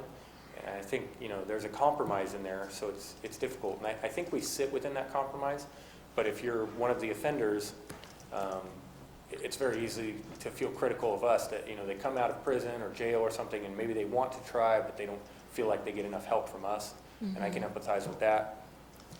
At the same time, you know, we're spending tax money, no matter how you look at it, whether it's county or state, we're spending tax money, and at what point is it too much? You know, if I go out and hire full-time transport officers, at what cost? You know, what's the opportunity cost of doing that? What are we going to cut out of this plan to do it? So right now, we're kind of at the point where there's nobody none of the high-risk offenders at the Day Reporting Center are in a position where they cannot come because they don't have a way to get there. Okay. So there's really no excuses, whether it's convenient enough, or they like the travel schedule, or they think the seats in the car are comfortable enough, or whatever complaints. You know, we've had people... There's ways to get there. Medical complaints of why they can't sit in the car that long, and just all kinds of stuff that we come across. The ugly side of the business that probably don't need to discuss. But, you know, to answer the question, hey, we're getting them there. Our completion rates are better than they've ever been since we opened that Day Reporting Center. People are engaged in the treatment. I think it's just a matter of what the ones who don't complete, what they want to use as their narrative or their excuse. Okay. Well, part of what, you know, COG has a report out in regards to transportation for the future, and it kind of redesigns some of that system. So that's why I asked, and perhaps I can talk with you a little bit more and find out what the challenges are and see how that fits into this overall plan, that if there's change, if we adopt it at some point. I would love to meet with you on that. Okay. Thank you. Mr. Leach, Day Reporting Center, what is your success numbers right now? Well, that would depend on how you want me to define success. Okay, year one was 11. Oh, yeah. As far as how many people start and complete. How many people complete? Mike, do we have those numbers readily available, or do we need to come back with that? Mike Hatfield is the analyst for the CCP. We have a presentation scheduled for the CCP, for our CCP meeting in January. So Mike's been working on this year's numbers, And we'd be happy to put it on the board agenda and come back and follow up in January with. Would that I be a can tell you- progressive presentation from when we first opened up Day Reporting Center to what we're doing presently? Well, I can tell you that the completion rates are significantly higher. That's what I'd like to see. Yeah, And also the transportation issue, I understand that we budgeted $4,000 for bus passes to get folks to the Day Reporting Center. Are they taking advantage of that program? Yeah, how much are we, what's the actuals looking like, Mike? Yeah, this year it's about 5 bus passes. Okay, so it's working. Plenty of access to it, yeah, it's just, we have some of those outlying areas that are tough. Exceptions to the rule that we use the transporters for. And we're really not spending a lot of money on transportation for what we get out of it. I mean, if you look at the cost of having somebody not make it through programming and committing another crime or just not becoming productive and that kind of stuff, it's a relatively small investment where it stands now. It's just, it's really easy to inflate it and not get much more out of it. And that's kind of what I'm always trying to weigh, is where's the happy medium. Okay. Any other questions from the board? Public comments?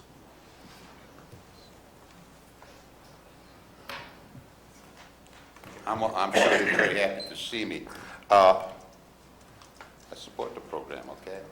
But looking at the other side of it, as a taxpayer, you're responsible for general fund. Hey, no general fund, I don't care. Well, to me, it's a Ferguson's mentality. If I don't take it, somebody else, okay, from the state. Now, looking through it, it's a very impressive executive committee. I would like to know, they're under the Brown Act, I'm sure, how often and when they meet. That would be a nice thing, because you're looking at the big money over here from Chief Probation Officer, presiding judge, Board of Supervisors designee, District Attorney, Public Defender, Sheriff, Chief of Police, Head of Department of Social Services, of Mental Health, Employment, Substance Abuse, Office of Education, Service Representative for Rehabilitation and Victim Interest. Wonderful people, I'm sure, and I got nothing against them. But they're not doing it in their spare time. They're doing it on general funds time, okay? There's no dollar sign to that. Now, I'd like to bring it to you also, as a taxpayer, I'm going to be paying $1,186,570. It's still my tax money. It's coming out of my back pocket and front pocket. Let's get that straight, okay?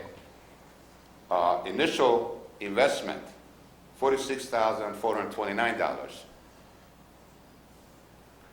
Fine, I know the state is so flush with money, that's great. Okay, they have a surplus, just ask Governor Brown. Well, let's get it straight, okay? The thought is good. I want to compliment him. I support him. But what I want to see, what you start with and what you end up. I would like to see not compensated for good intentions. I'd like to see him compensated, the administration compensate them for what they achieved. I agree with you. I hate to see a guy who's been locked up for whatever time and dumped on the street and have him hitchhike home. 30 seconds. And if he has a chance to make a couple of bucks either working for the county or whatever, okay, and he doesn't have to go back and do something bad right out of the jail. And I would like to see numbers, what you accomplished. I don't want to pay tax money for good intentions. I want to see accounting accomplishment. Because you're looking at the big money, and it's not even accounting for all these high expensive administration local. A judge doesn't come cheap. He doesn't come cheap. And if they earn it, bless their heart, I'm all for it. The ideal is good. But I would like to see dollar figures to put on accomplishment. Thank you.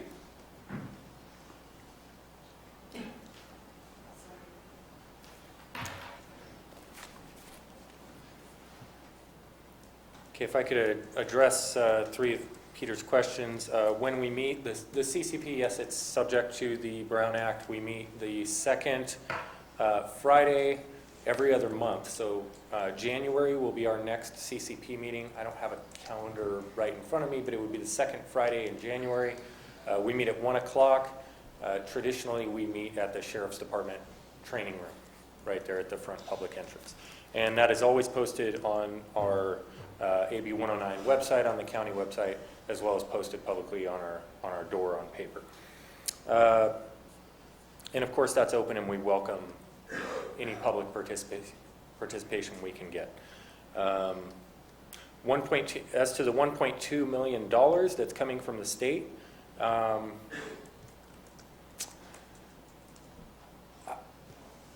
somewhat neutral on realignment. I'm not going to sit here and sing the praises of it. I also will be a little defensive when it just gets outright criticized. Consider that $1.2 million, as far as the state spending, is roughly 15 offenders sitting in prison.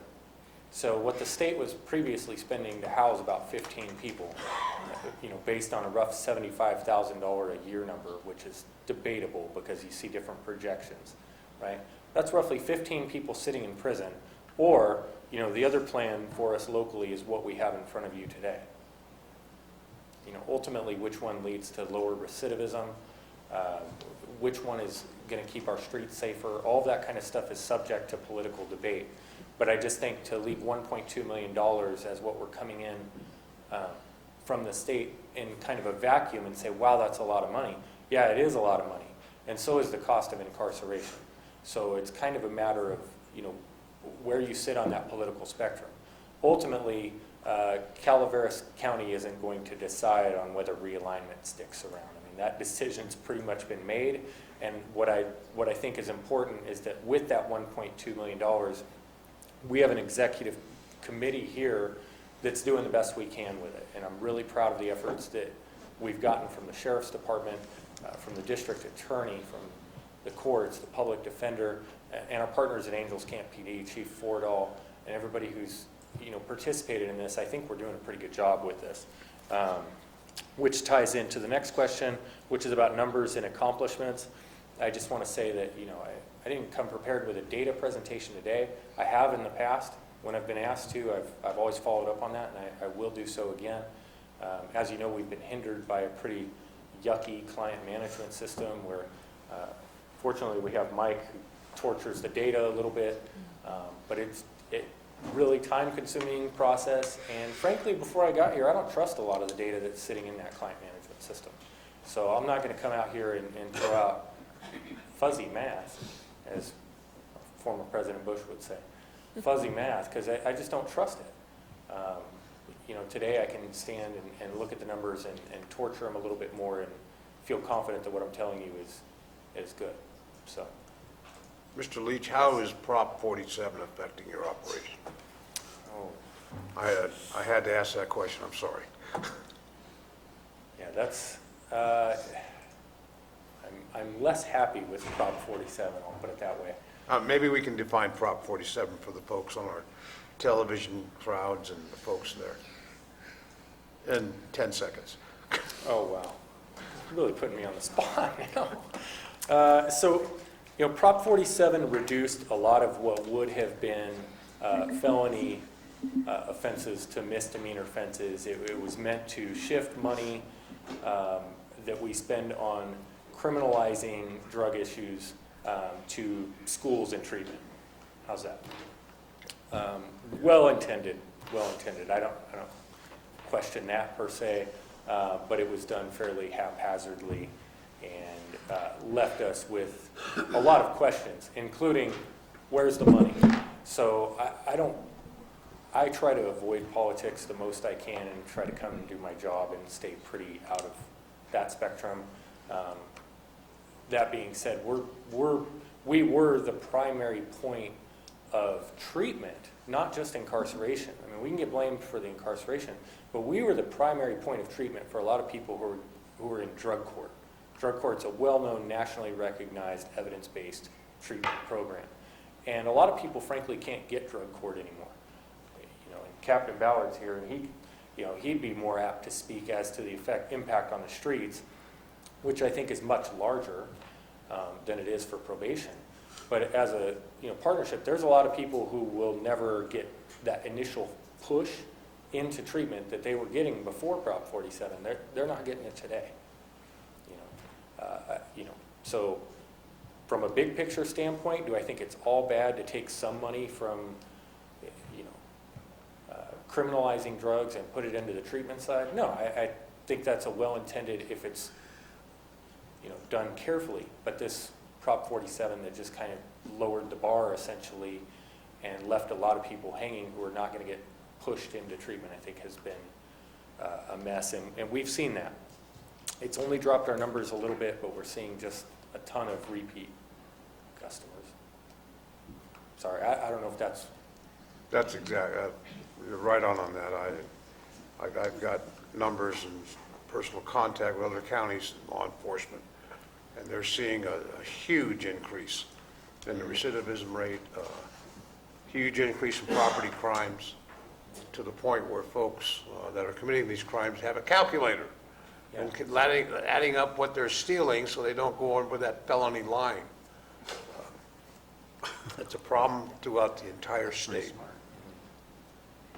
Wow, they take the time to... Yeah. All right. Any That's why other you use a calculator. any other public comments? Good morning again, Rosemary Wilson, McCullum Hill, and also a member of the Mental Health Advisory Board. And although I wouldn't pretend to be speaking on behalf of the board, I think it's fair to say that there are a number of us that are very pleased that the various departments within the county, probation, sheriff's office, district attorney, behavioral health have been working together, and money has become available for the two positions for professional clinical behavioral health people to work directly with probation and the jail. And I too am concerned with regard to what measurable outcomes are, and I believe we're going to be able to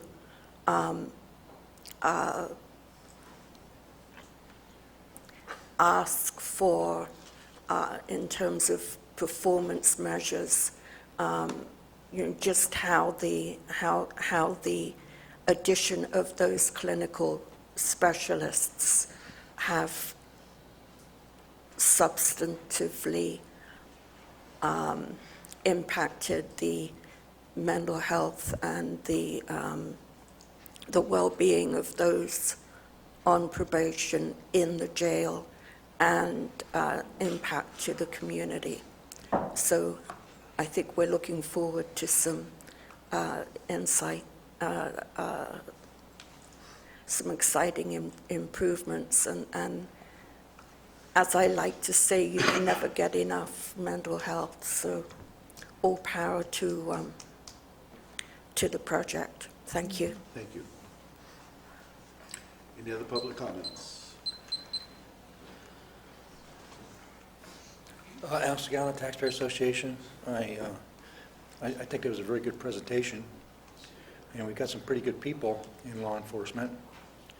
But the question, I think, in front of the taxpayers is Prop 109 working? Is it reducing crime or not? I think Michael pointed out that it's not. It's causing more of a problem than what we had before it was passed.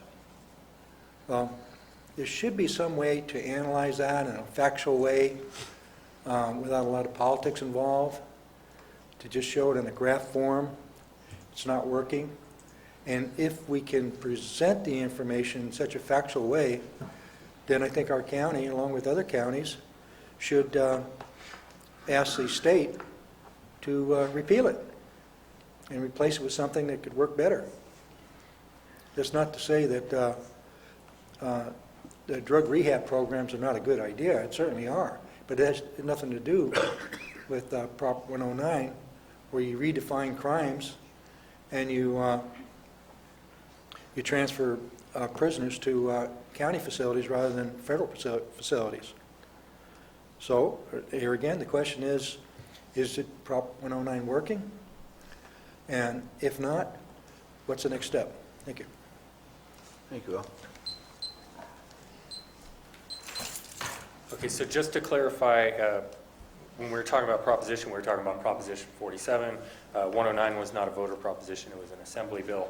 So, and AB 109, whether it's working or not, I don't think that I deserve or am in any position to stand here and publicly comment on behalf of the state.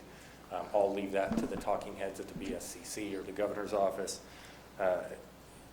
There have been several research reports published statewide, including the Stanford report as it's become known. I didn't come prepared with a link, but if you Google Stanford report and AB 109, you'll come across what I think is probably the best effort to define whether or not it's working, whether it's reducing recidivism.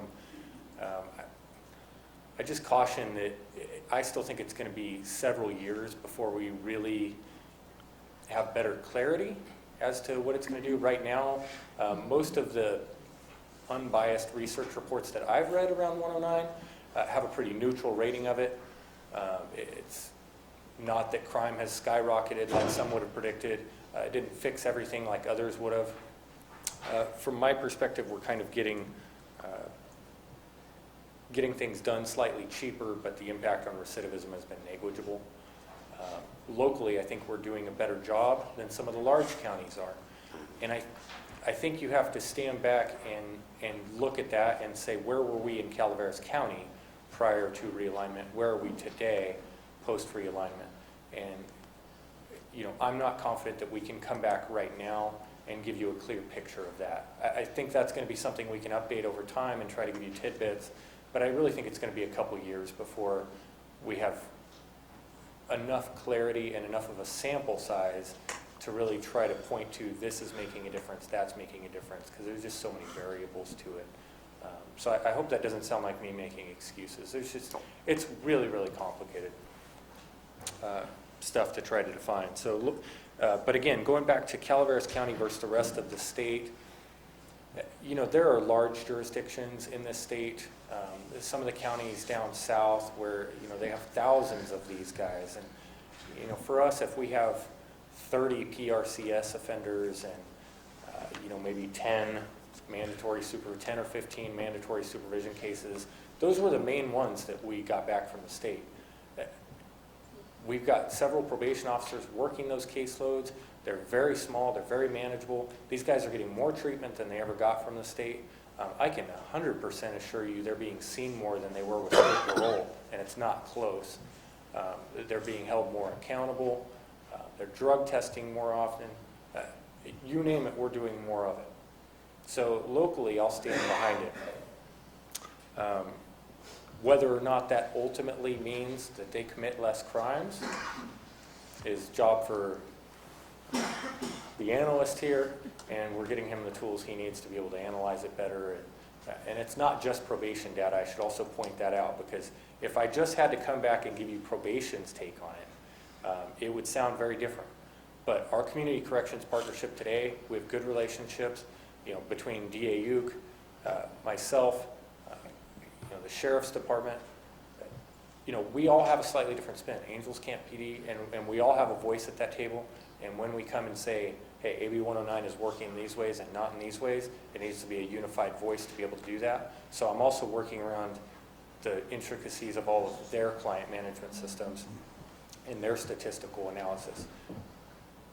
So, that's kind of what we're faced with. Just to clarify, I asked that question because Calaveras County is doing a great job in 109 compared to what's going around us. And also Prop 47. I just got back from a conference where I shared a lot of information from other counties.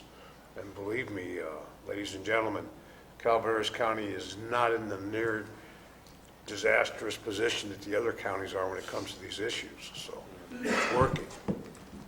Yeah, that is very, very true. Okay, well, All I right, apologize I took so long today. No problem. Didn't anticipate that. Thank you. All right. George Fry. I believe in treatment programs.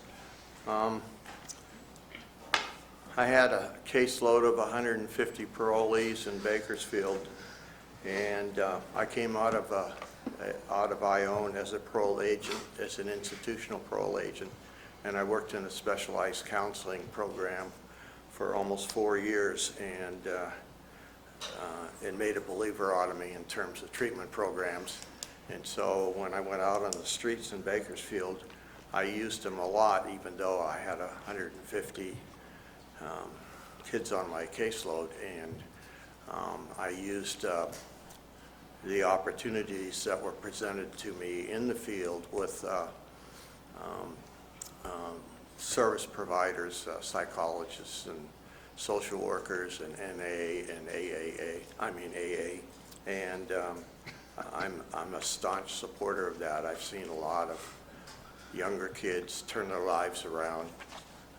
Some of them, the older ones, they turned their lives around, surprisingly enough, behind being born-again Christians.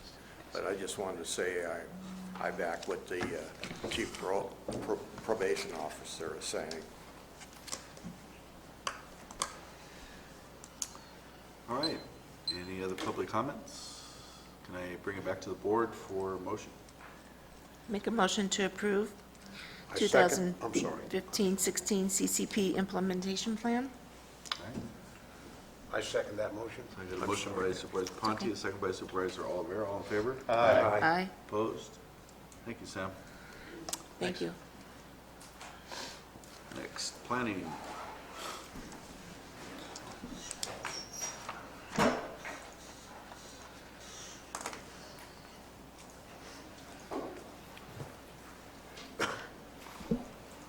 Good morning. Morning. Gina Cathan, County Planning. What we have today is the last 4 Ag Preserve contracts for 2015. Each Ag Preserve's going to be we'll give you a brief overview, but they're in 2 parts. We're looking at the contract, and each one has a zoning amendment associated with it. Which brings us to the first item, number 5, which is the establishment of an Ag Preserve contract 347 for, the applicant's name is Beatty, Lawler, and Parker. Ag Preserve number 347 is for 251.14 acres of land up in District 2. This actually was supposed to be in 2 parts. We've got the Ag Preserve contract, and then what you don't see on the agenda was the zoning amendment that for some reason was omitted. It didn't actually get past the administration office for some reason, and I didn't catch it until this morning. So what I'd like to do is for you to consider the Ag Preserve contract for Beatty, but then we will go ahead and bring the zoning back on December 22nd and consider the ordinance at that time. The item was actually properly noticed. We've got public notice was all done in accordance to law. The only thing that didn't show up was the actual item on the agenda. There was full intention of having it on the agenda today, but I just wanted to make you aware of that, and we will bring it back on the 22nd for consideration of the ordinance. So right now, we're just looking at the contract itself. Again, that is for 3 contiguous parcels totaling 251.14 acres. The landowners have quite the Ag Preserve that their ag operation is very diversified. They've got a number of things that are allowing them to qualify for an Ag Preserve contract. The sheep project alone is qualifying them, but in addition to that, they had laying hens, providing eggs. They had fruits from their fruit trees, vegetable garden, and bees as well. So they've got quite a diversified project out there. The Ag Advisory Committee considered this application. Their recommendation to you is to approve. Last Thursday, the item went before your Planning Commission, and they too are submitting to a recommendation of approval for the contract. Okay. Any public comments? Questions? I'll make a motion to approve. Okay. Second the motion. We have a motion by Supervisor Wright, second by Supervisor Kearney. All in favor? Aye. Next item is item number 6, which is Ag Reserve Contract 348 for 204.16 acres of land owned by Diana Deng. Property is in District 4 near Copperopolis, just northeast of Salt Springs Reservoir. We have one single legal parcel, again 204.16 acres. The ag production is a small cattle operation. Again, the item was heard at the Ag Advisory Committee level with the Ag Commissioner. Their recommendation to you is to approve. Just as the previous one, this was also heard by the Planning Commission last Thursday with the recommendation that you approve the contract. Okay. Any public comments? Board? So moved. Second. I got a motion by Supervisor Ponte, second by Supervisor Wright. All in favor? Aye. The second half of this one is item number 7, which is the zoning amendment, which will, if approved, change the zoning of the subject property from the current A1, which is General Agriculture Zone District, to Ag Preserve to signify the Williamson Act. Okay. Any public comments? Board comments? So moved. Second. I have a motion by Supervisor Ponte, a second by Supervisor Wright. All in favor? Aye. Number 9. Number 8 on the agenda is the establishment of contract, or excuse me, the disestablishment of contract 319 for 100 acres, 100.47 acres, simultaneously establishing a new contract number 352 for a total of 150.64 acres. So we've got Marcia Ramsey owns property over in off of Hospital Road in Wallace, and she's currently got 100 acres in the Ag Preserve. She has purchased an additional 50 plus acres just adjacent to her current Ag Preserve, and she wishes to add that 50 acres to the preserve. Obviously, we have to disestablish the existing contract, establishing a new contract for Marcia Ramsey. The total acreage would be 150.64 acres. Again, this is a cattle operation down in the Wallace area. Okay. Any public comments on that? Board comments? Make a motion to approve. Second. Okay, so we have a motion by Supervisor Kearney, second by Supervisor Wright. All in favor? Aye. All right. Second half of that item is the zoning amendment. So the two parcels are already zoned Ag Preserve, but the parcel that Marcia is adding to the Ag Preserve is currently zoned A1, General Agriculture. So we need to adopt an ordinance to change the zoning from A1, General Ag, to AP, Agriculture Preserve, to signify the Williamson Act. Okay. Any public comments? Board comments? Make a motion to approve. Second. We have a motion by Supervisor Kearney, second by Supervisor Wright. All in favor? Aye. Opposed? Okay.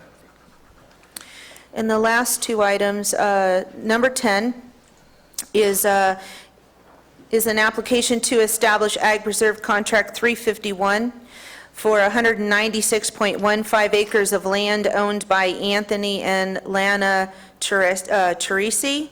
Property is in District 2 off of Potteroff Road. And Again, this is an agricultural, a cattle operation. Just as before, the application went before the Ag Advisory Committee and the Ag Commissioner with a recommendation to you to approve. In addition, as previously explained in the other three, this item also went to the Planning Commission on Thursday, and their recommendation to you is to establish the contract. All right. I'll make a motion to approve. Wait. Oh, sorry. Public comments? All right. Make a motion to approve. Second the motion. Okay, so we have a motion by Supervisor Wright, second by Supervisor Kearney. All in favor? Aye. Aye. Opposed? Okay. Number 11. And the last item is the second half of this application, which is the rezone. So we have to adopt an ordinance to rezone the parcel from unclassified to ag preserve to signify the Williamson Act contract. Any public comments on this? Make a motion to approve. Second? Motion by Supervisor Wright, second by Supervisor Ponte. All in favor? Aye. Opposed? Thank you, Gina. Okay, thank you. I'll see you on the 22nd with Beatty's zoning amendment. Looks like you're keeping the Ag Commission Busy. busy. I think it's the other way around. Yeah, maybe. Did you get a Christmas card from me? Excuse me? Did you get a Christmas card from Ag Group? I don't know. Thank you. All right, great. Number 12, please. Technology services. Stan? Good morning. Stan Moore from County Information Technology. As part of the budgeting process for the current fiscal year, we presented a request to the Board of Supervisors for $1,500,000 to, out of teeter funds, to establish a technology fund from which we would subsequently be coming back and presenting individual projects that we actually had documented at that time. We had given a high-level overview on what we thought those projects were going to look like. We'd committed to coming back after we had done a little bit more due diligence so that we could come back and speak to how we were going to spend that money. We are here today to speak about two of the areas for which we want to have the authorization to proceed, one of which is network upgrade, and then the other one has to do with our servers and data storage. A lot of this goes back to problems that we had in the spring that caused some catastrophic problems with the data storage issue. That had to do with aging technology, aging software, and problems that we were that we were seeing as a result. So that got us to this point. So if we start with and by the way, that $1.5 million currently is slightly more than that.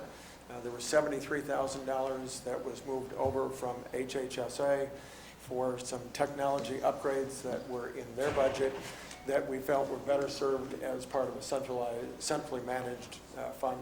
So that $1.5 million that we had initially has been added to by $73,000.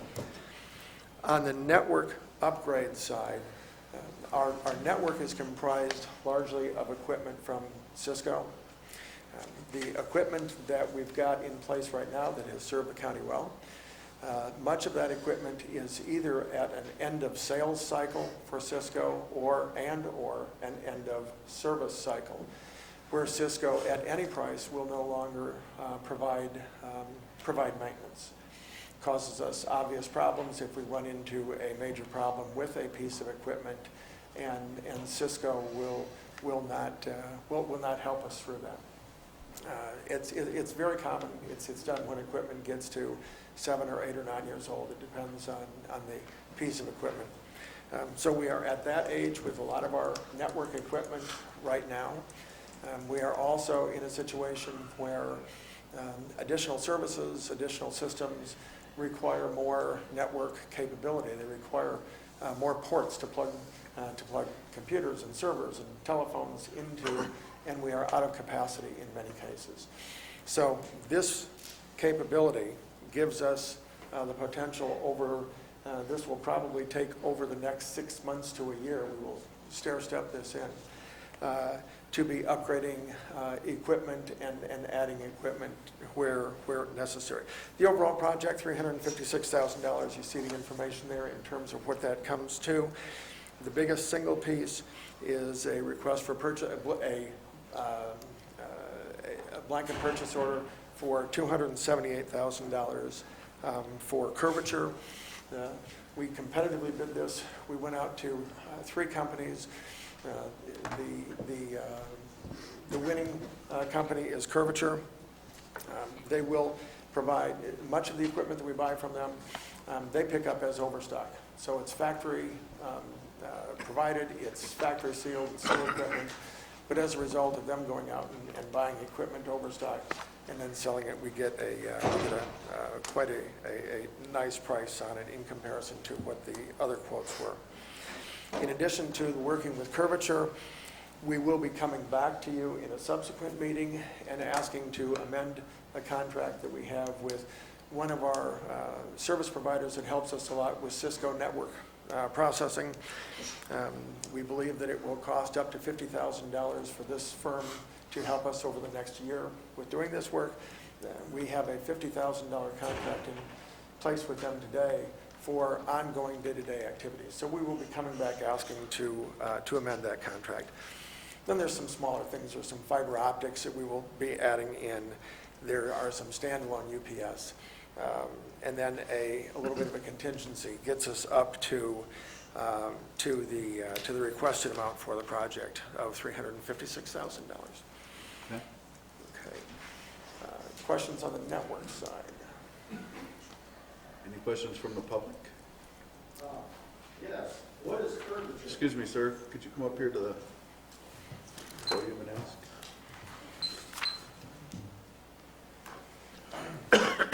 Will Moore from Valley Springs, and don't understand some of the terminology here. What is curvature? It's the name of the company that we're proposing to purchase the equipment from.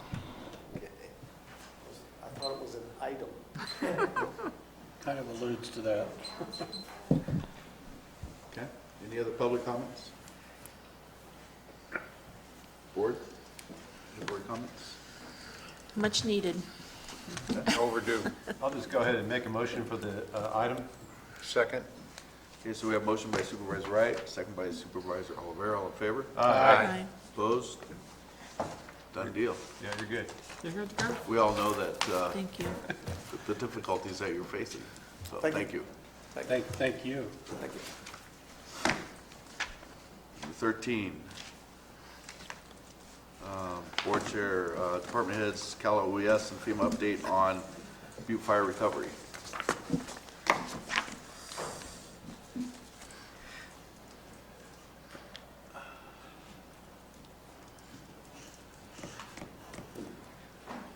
Good morning. Oh, you're still smiling. Yeah, I'm still smiling. Brian Moss, Administrative Office. I don't see a lot of our reporting people here today, so I'll just take a couple of minutes. I would say that obviously everybody's aware that we're continuing to move forward on the recovery process, but for the administrative office end of it, a couple of weeks ago, the board actually passed a motion to let our senator and our assemblyman be aware of the fact that we're looking for legislative relief, which is the 6.25% that we keep talking about after the CDAA monies and the FEMA funds and all those extra financial sources are coming in. We still have that 6.25%. What we are proposing to do is after the first of the calendar year, we'd like to put together a legislative day for the Board of Supervisors and ask our representatives to attend, and not only our representatives, but also invite RCRC as well as CSAC to just give them an idea of the real need here in Calaveras County. I know that there's been a lot of representatives that have been coming up to the county, even though some of us haven't been aware of it. I keep hearing about this person came in and that person came in and toured the area, which is really great. But we want to make sure that we try and drive home the need that we have for that fiscal relief as a proposed bill goes forward. This would be something that we also propose to do kind of as a joint effort with Lake County, as you're well aware. We think that two voices rather than one when it comes to a catastrophic event such as what happened in the Valley Fire and the Butte Fire, I think has a little bit more traction, and hopefully it has more traction at the governor's desk. We're not too concerned about the legislature in terms of the Assembly and the Senate. Certainly, I think even Senate Appropriations is going to probably be willing to move forward on something like this. But the real trick is going to be getting the governor to understand just the significant impact of what that 6.25% does for a small rural county like Calaveras County. And so again, that's going to be our proposal, and we'll be bringing that forward to the board after the first of the calendar year. The other issue, and that set aside, is the board should have received your EEIs yesterday. There were only a couple essential elements of information, as you're well aware. So your department heads are very busy working on this and doing a good job. But that's essentially what I have from the administrative office standpoint. Okay. Brian, maybe you want to just touch on some of the information that was in the EI for general public so that they are aware of it as well as the board. Okay, on the EEIs, as I don't have Jason's information in front of me, but what he does do is gives on the EEIs, he updates every week, and this changes actually daily, and the board's well aware of this, of how many parcels have been cleaned, how many, and remember this is a process. So I'll just look at his shop specifically right now. When they look at a property, and there's some questions out there in the public that even I'm dealing with as to what constitutes, the process, and that is the first thing, and this board is well aware of, but I'd like to get this out to the public. The first issue is removal of hazardous materials, and that's been done. And sometimes that's everything from chemicals to unexploded ordnance. The next phase is, of course, removal of the ash and the debris. The next phase is testing of the soil to make sure there is no hazardous materials remaining in the soil, and if there are, they will take care of that. Then there's a clean certification. Certification of the property, and then after that, there's also at the same time we're looking at something that the board's well aware of too, and that's the debris flow issues. And so far, we're looking very, very good on those sites as well. I do know also, just for real quickly, tying into the parcels issue, I want to say the building department has 6 building plans for stick builds for rebuilds right now as well. And just some of the information that was provided in there regarding the debris removal. There's currently 31 teams in the county. I think that's expected to increase to, and here's the man himself. Jason just walked in. We're just talking about you.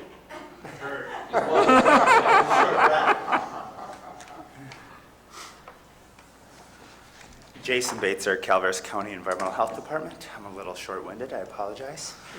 So what were the specific questions, or give an update? Actually, I was just going to read what was in the EEI report. Okay. The number of teams on site was 31. You Actually, expect them to increase to 35 was? Yeah, we're at 32 today and hoping to get to 35 by the end of the week.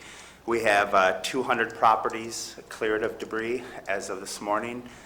77 properties cleared with clean soil samples. We have a new lab now. That was part of our issue with the analytical. As you noticed before Thanksgiving, we were at 32 properties. Since then, we jumped up to 77, and we have a new contract with a laboratory because we were competing with the Valley Fire, and their process of with the analytical results was slowing us down. So we hope to get a bunch of new sample results in today, which will document those clear properties. We have 2 high priority teams now looking at temporary housing and other priorities that come to us. So we continue to work in the areas of Jesus Mira Road, central, west part of it, the Old Gulch area, Wendell Road area, Cedar Way, West Murray Creek, and Havre. So we're expanding out. Our goal is to, by Christmas time, weather permitting, is to have up to 300 properties cleared.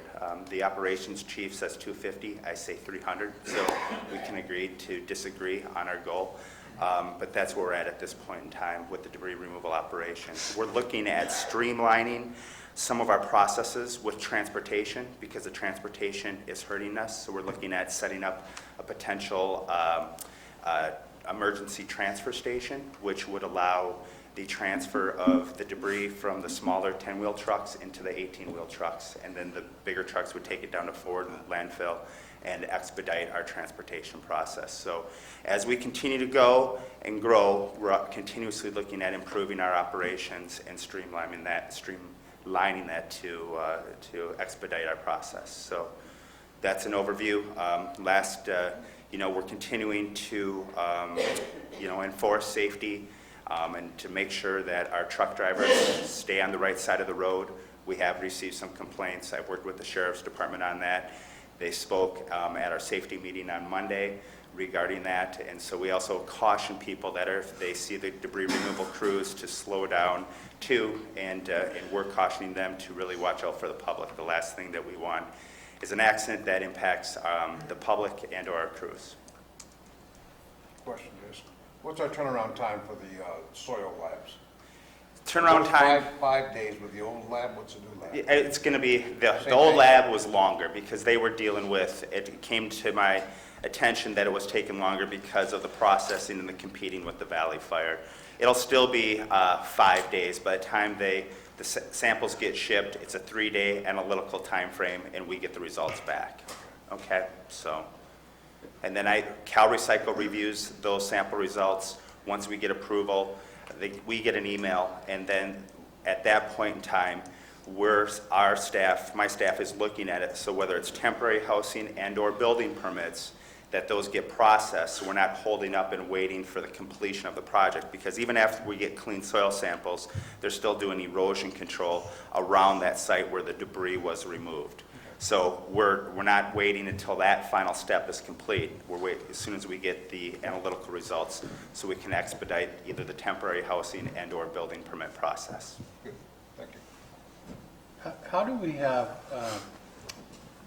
more hazmat sweep properties cleared than right of entry forms? Because we have some people that went through our self-certification process, so they didn't sign up for the county state debris removal program. So therefore, those people did not sign an ROE, but they still needed to have household hazardous waste removed as part of the cleanup process. And so the Department of Toxics, and they're still here in the county, removing household hazardous waste. They're performing that function under the California Disaster Assistance Act. For those properties, they sign a 1-page access agreement form to remove the household hazardous waste only. Oh, okay, I gotcha. Yeah, I know when you start looking at all the different statistics, it gets a little confusing on why numbers don't match, but there's those nuances in different processes and what program people are going with. Okay, thank you. So, and just to let and the public, if you look at our total scope of personnel, we're looking at, probably pushing the 600 people mark, and that includes debris removal teams, site monitors, site assessment people, and truck drivers. I believe as of yesterday, we had 184 truck drivers. So, that's a huge impact to our community with all these people working, but it goes to show the extent of and the commitment that we have from our contractors and trying to restore the community and so people can rebuild. And that's just the cleanup crews. Yeah, that's not including all the. Yeah, no. That's great. Cool. Any Good other job. questions? No. Jason, I just want to say thanks a lot also to responding to individual problems that arise. You know, I get contact and pass it on to you, and you respond right away to those needs out there to folks, and I think that's really critical, knowing that people are, you know, responding to their needs. Yeah, and, you know, there's a lot of people working, and we know sometimes, you know, there's going to be impacts to the properties and individuals, and, you know, my teams and myself are sensitive to that. So any communication that the board or the public receives or has questions to, you know, let me know, because we want to take care of any issues as quickly as possible. So it's really being sensitive to, you know, the people that were impacted and their needs. So thank you. So thanks for doing that Cedar Lane. That was, what, 12 homes up there? Yeah. It was a mess. And I'm sure you quieted some of the stuff down. But I got a comment from one of the couples that lived way in the back there. And they came up personally and thanked us for the crews, actually, for doing such a great job. They were amazed how quickly they got in there, cleaned it up so well for them to get back in there. And now, you know, one of the nicest things that I've heard out of this was the gentleman is a cabinet maker, and so he says, you know, it kind of inspires him to reach out and help other people that need help now, because he's taken care of and he wants to help other people as well. So I think that's a pretty good compliment for the crews. Yeah, you know, they came into our office too, and it is a compliment to the crews. And, you know, we have a lot of local people working and a lot of people out of the area, and it's really just mentioned no matter where the crews are from, they're invested in the community. You see that, and so when we hear stories like that, especially myself, it makes me feel good about the operation and what's happening. So, and I know, and they came into our office and thanked us, and so they were. You know, it's good to see that, and I'll communicate that back to the crews, because they don't always hear that, because once they're done with the property, they're moving on to the next. So. Yeah, and they got their ears open too for that little special thing. You know, like this one couple that I knew, their whole property was great, except for their well tank house, right? Their well house, a 10 by 10 building. So caught in amber, burned up. They've been sitting there without water in their house. They got a 94-year-old parent that they take care of, and they couldn't keep the parent as long as they didn't have an adequate supply of water for them. So they were having they were just not being able to live like they normally would live. And your team responded to that, and now they're whole again. So that was really great. So Good, appreciate good. that. So yeah, again, we're going to continue working, weather permitting. This week we have, as you know, forecasted some. We worked through the rain, you know, if the rain isn't substantial, we can work through it, but as it gets, you know, if we get some heavy downpours, you know, for site safety concerns and personnel concerns, we have to stand down at that point in time. Just to let the board know, the crews will be taken off. We plan on working straight through, weather permitting, up to December 24th. They will be taking time off then from the 24th, and then resuming work again on January 4th. There was discussion on coming back right before New Year's, but logistically in operations, it's a lot to bring people back on just for those 3 days after Christmas. And so the crew is working straight through. We thought it was best to give them a break, because when they come back, they're going to be working straight through after that. And so it'll be a break for them, but just to let the board and the public know that that's the intended schedule moving over the holidays. Okay. Thank you, that's good to know, Jason. Yeah. Thank you. You're welcome.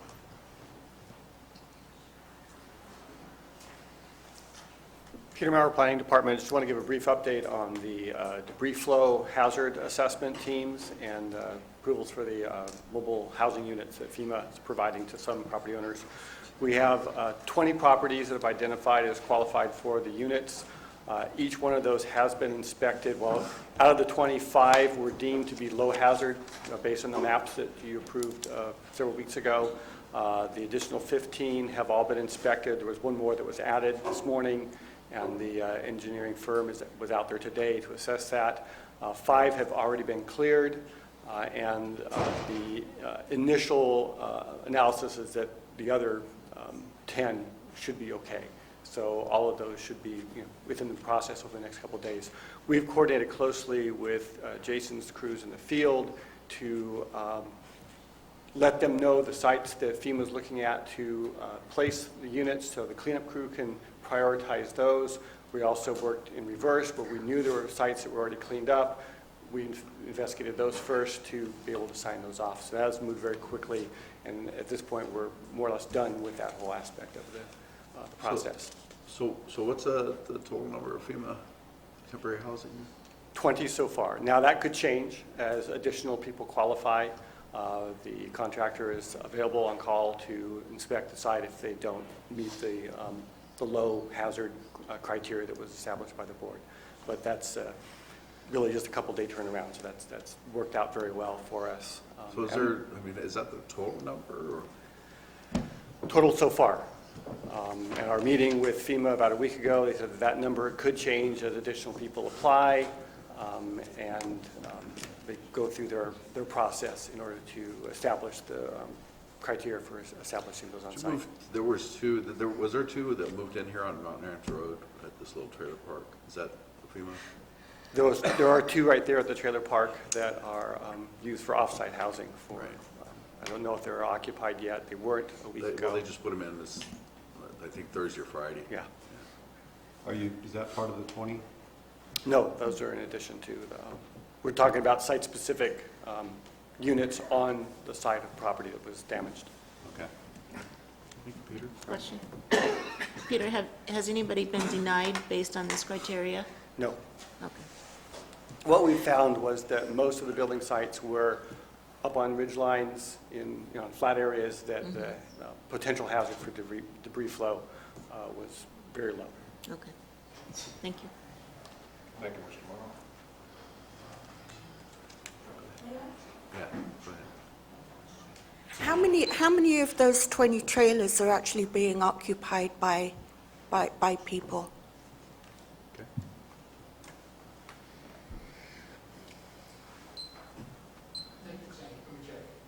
Okay.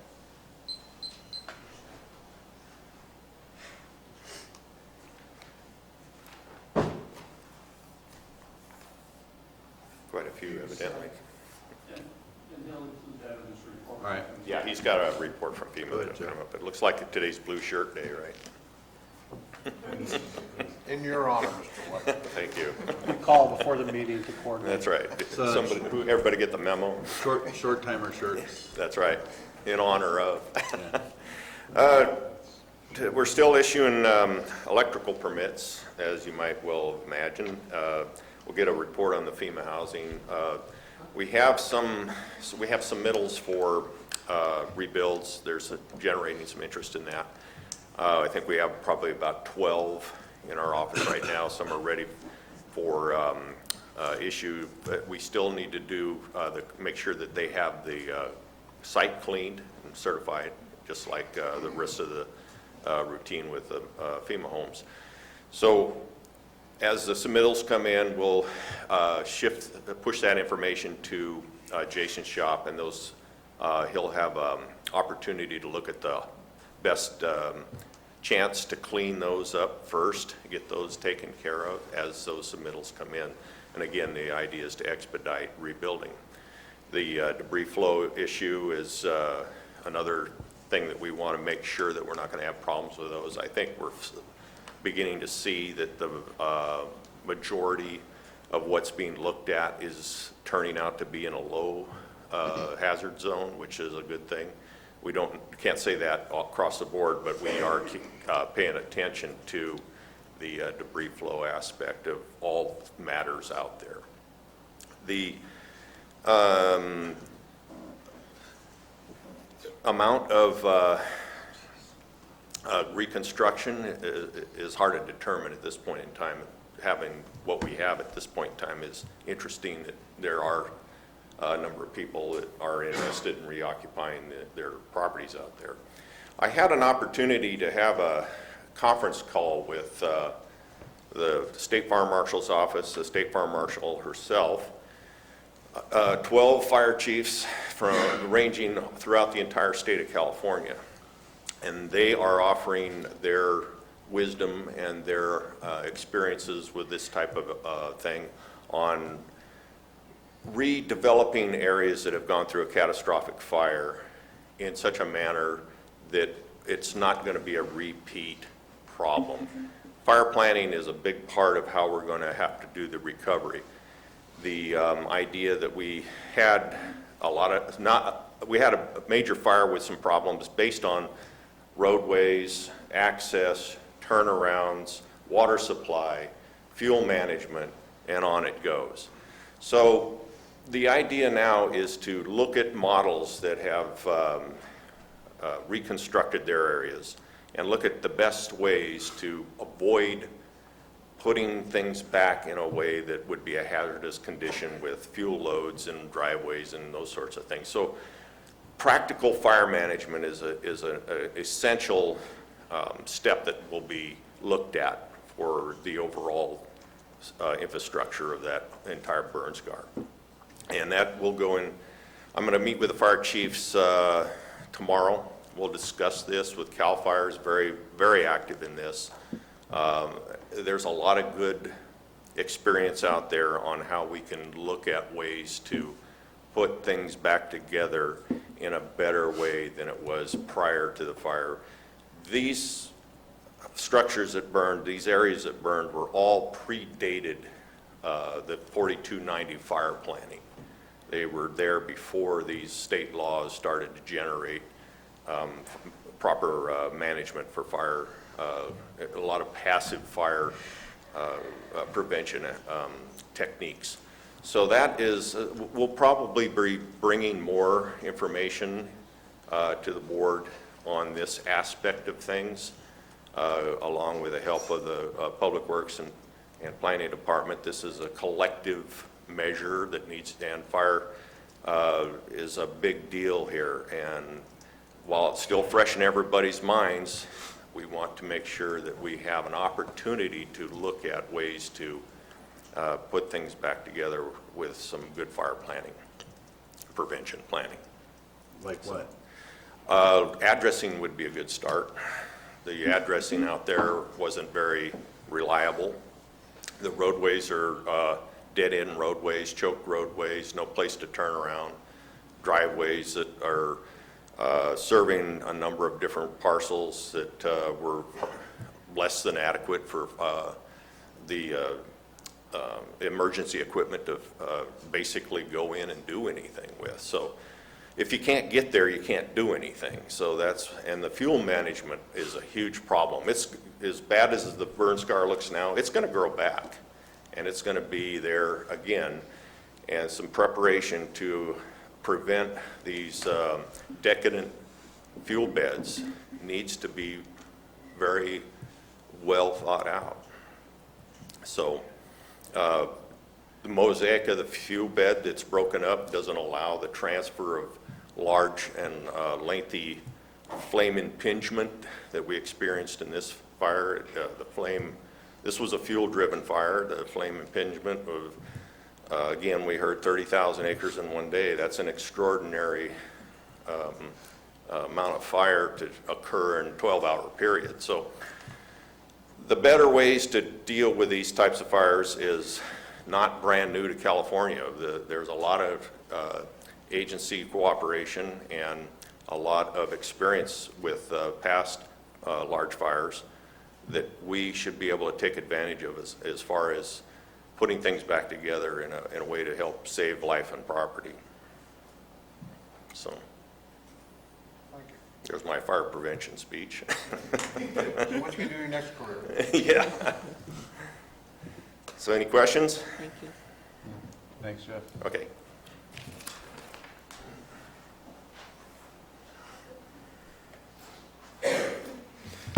Jeff Grovitz, Public Works.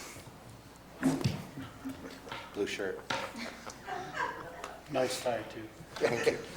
Excuse me, is public comment on that going to be at the end? Yes. Okay, Public Works, report on Butte Fire.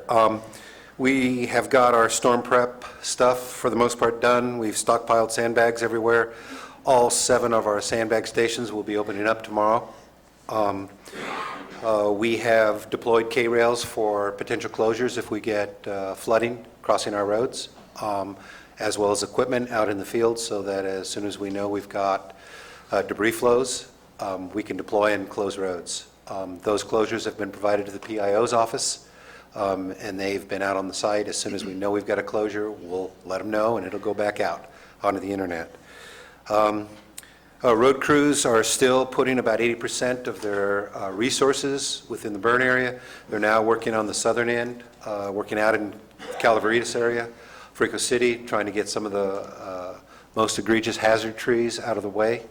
And then the other 20% of our time is trying to get some catch-up work for storm drainage preparation for winter up in the high country, as well as answering some of the work requests that we get in on a regular basis. We're still very much behind on that, but we're getting there. Moving on to some of the recovery programs, there's a number of them. We have a grant from NRCS that's going to allow us to help protect several homes that are in harm's way. We've got agreement from CAL FIRE Vallecito crews that are going to help us with the labor on that. And as soon as we can get them scheduled, we'll go ahead and do that. The grant has a very short window from the time I sign to the time we're completed with work is 10 days. So I'm holding off on the signature. It requires my signature and CAO's office signature for the grant to be executed per a previous board package that you voted on. And that is the EWP, or Emergency Watershed Protection Program. In terms of roads, the road recovery comes into 2 flavors. One flavor is the Emergency Repair Program that is funded by FHWA. That's for the main roads, the federal aid roads, the yellow line roads, the 5 big ones, Jesus Maria, Mountain Ranch, Railroad Flat, Sheep Ranch, and Frico City. And then the PA, or Public Assistance Program, which is all the rest. I've got a little more than 40 miles of public assistance roads and right around 40 miles of federal assistance road, just over 81 miles within the burn area. So we're working through with our partners on that. Caltrans has been instrumental in putting together estimates and putting together what's called the DAF, or the Damage Assessment Form, for the federal assistance roads, and that has moved up to FHWA. Once it comes out of them, we can then go to work. PA, we're not quite that far along. We're still developing the project descriptions with FHWA, and I'm hoping I'm going to be able to get with them again tomorrow. Additional public assistance projects that I'm also trying to push and organize is the recovery or repair of the Mountain Ranch Community Park, as well as I'm trying to sell a project on recovery on Ponderosa Way between State Route 26 and Whiskey Slide. Okay, so we'll see where that one ends up, but I'll keep pushing on that. I'm now involved weekly with the Joint Field Office with the Watershed Recovery Group. The Joint Field Office, of course, is in Sacramento, near Sacramento State College, and it is staffed with state and federal officials for both the Butte and the Lake County Fire, and they have a conference call every Wednesday.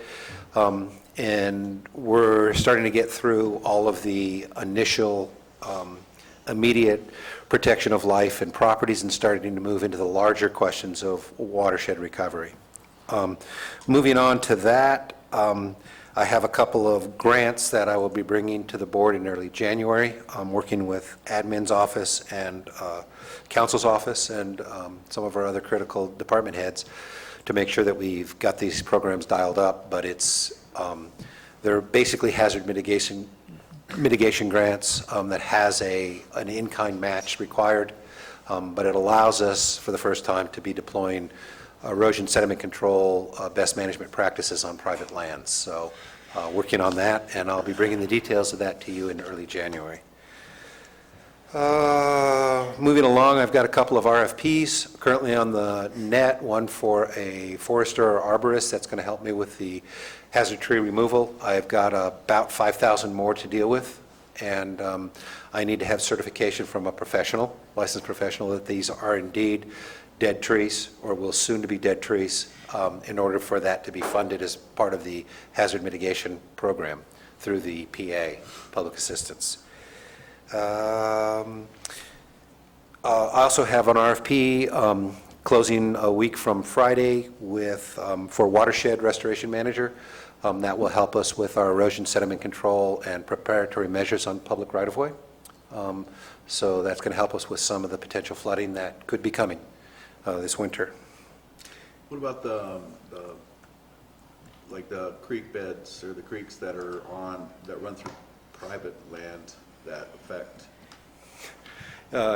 As you know, I think that's very difficult because in the absence of us having a watershed or a truly evolved flood protection agency, storm drain flood protection agency formed up in the county, our rights to get into private lands and do that type of mitigation is extremely limited. We can ask for permission. If we're given, we can do it if we make a finding of public benefit. But if permission is denied, there's nothing that we can do. So it's difficult. I know we're working together to get towards that point in time when we have the ability to do which we say, a larger aerial view of watershed management within the county. I know you've been working real hard on that, Supervisor Edson. I think this would all fit under that umbrella. Hope I answered your question. Yeah, it's fine. Do you have time to meet on Friday? Not this Friday, but I can carve out some time Thursday or Monday. Monday. Okay? Okay, let's coordinate that. Last, I just want to let you guys know, you guys, boy, I thought I was over that. Wanted to let the board know that the Red Hill Annex will be reopening on Friday.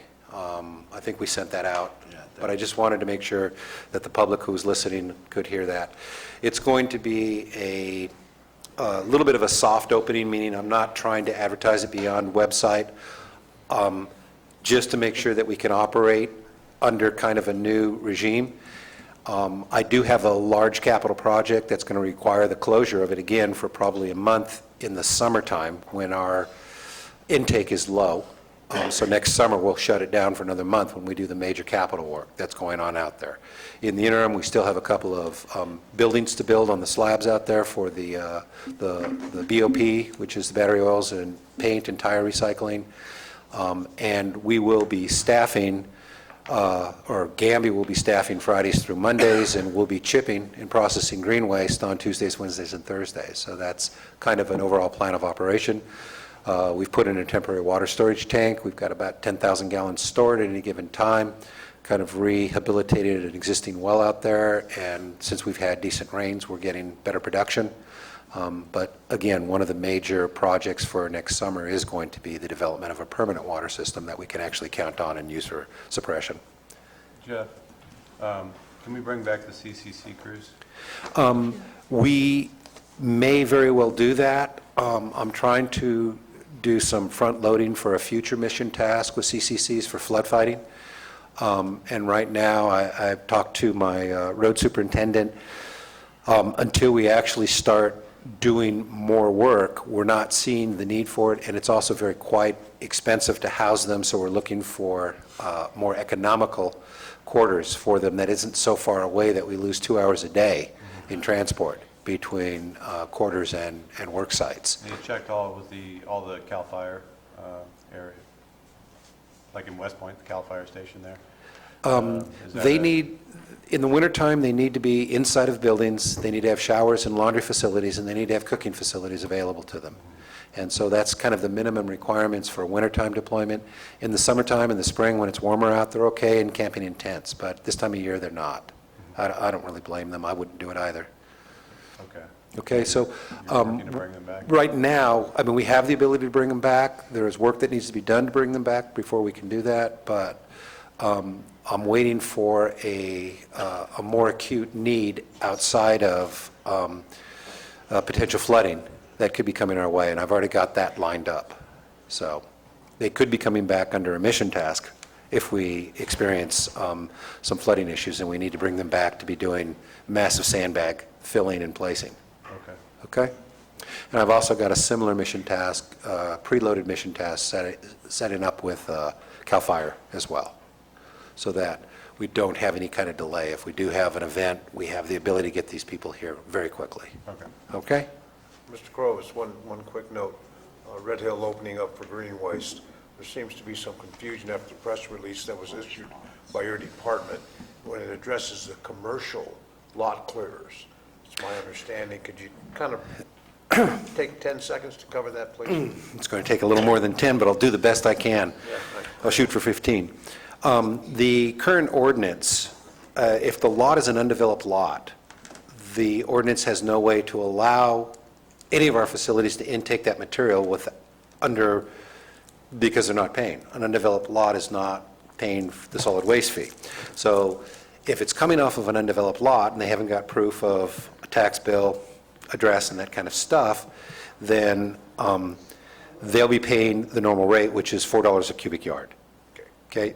If it is a developed lot and they're doing debris clearing or brush clearing or tree clearing and stuff like that, then again, those lots with proof of ownership, if it's an owner hauling it, again, they get 2 cubic yards per week of household waste, which would include this.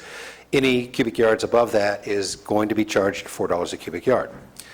If a homeowner has hired a commercial business to clear their lot and then haul it to the landfill, then all bets are off. They are paying, they will have to prove that the waste was generated within the county, and then they will be paying $4 a cubic yard for disposal.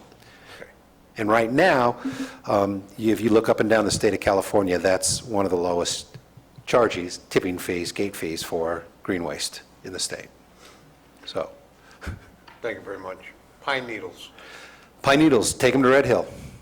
We've got Gamby busily producing and having commercial reuse for those pine needles, and worked out agreements with Gamby that they will be hauling the pine needles directly to the production facility, and then from the production facility they go back out onto the fire or out onto the commercial. They will never see, pine needles will not ever see the Red Hill facility, the Rock Creek facility again.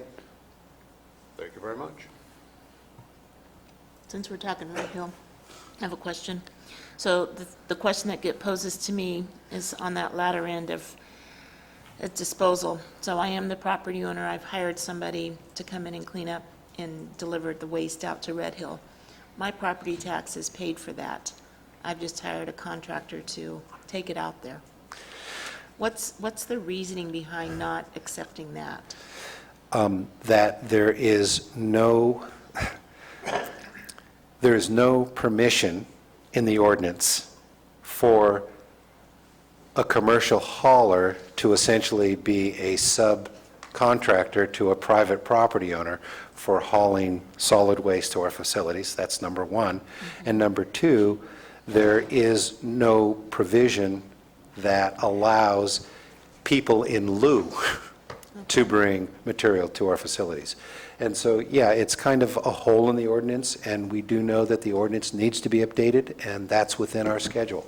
So, You could make that, I mean, correct me if I'm wrong, counsel, but I mean, that's simply because it's silent on that does not mean that we can't do it.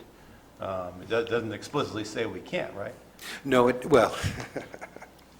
Well, actually, there is a limit, Jeff, right, to the amount that can... There's 2 cubic yards. Like, you have a commercial hauler grab one of these big trucks. You can't just jump in the passenger seat and show your license and you go in for free. There's going to be a limit. Right. That's attached to that $150 assessment fee. The $150 assessment fee essentially was assessed and approved for the expansion and creation of the Rock Creek facility. And the $150, by the way, when it was put in place, was $140 for solid waste and $10 for recycling. Our waste stream has changed significantly, and we do a lot more recycling than $10 on the $150 fee. Irregardless of that, the ordinance still only allows 2 cubic yards per week, or 2 30-gallon trash cans per week per household that has improvements on it who is paying the solid waste fee. And so Supervisor Wright, to answer your question, That's could we... okay, I realize I'm off agenda topic here, so let's just forget about it. Okay, great. Anything else on the Butte Fire? No, thanks a lot for all of your efforts there. Okay. We appreciate it. Thank you. Thank you. Oh. Sorry about that. I've been working with GIS and Tech Services on developing mapping and analysis, and we've asked the JFO, the Joint Field Office in Sacramento, to help us with some of the analysis. And the analysis entails identifying structures that did not burn, that are within the fire area, that are potentially in harm's way of debris flows. So we're dialing down on that and teaming together with our GIS and the GIS folk from the JFO that are primarily U.S. Army Corps of Engineers. We're working hard on developing some algorithms and identifications that will allow us to go out and start pre-notifying people when we know we have events that are coming. So it's been a concern of mine since the fire started, and I feel like we've really got traction. And then Mr. Moore, Director Moore, will be talking a little bit more about how that notification will be occurring through our Office of Emergency Services. Questions on that last thing? And when we get those maps, I'll bring the maps in and we'll have a little show and tell on what they show. No, but along the Butte Fire topic with your department, Jeff, were you able to bring back former Public Works Director Miller? Yes. Temporary hire? Yes, he's been here for, I guess, about 2 weeks now, and he's working 4 days a week, and he's spending about half his time helping admin and the county office OES, and he's spending the rest of the time helping me, and it's been a tremendous help because he brings not only a very, very good historical perspective, but he's got a massive amount of experience in terms of dealing with disasters. Not necessarily a fire disaster, but flood disasters, and the relationships between Cal OES and FEMA and the programs are still the same. So it's been I'm glad he's able to help you. I know how overwhelming it was for your department. Yeah. Don't I look better? Yeah, you're happy, got a nice tie on. You don't have the baggage here anymore like you had, so that's good. Okay. Any other questions? Thank you.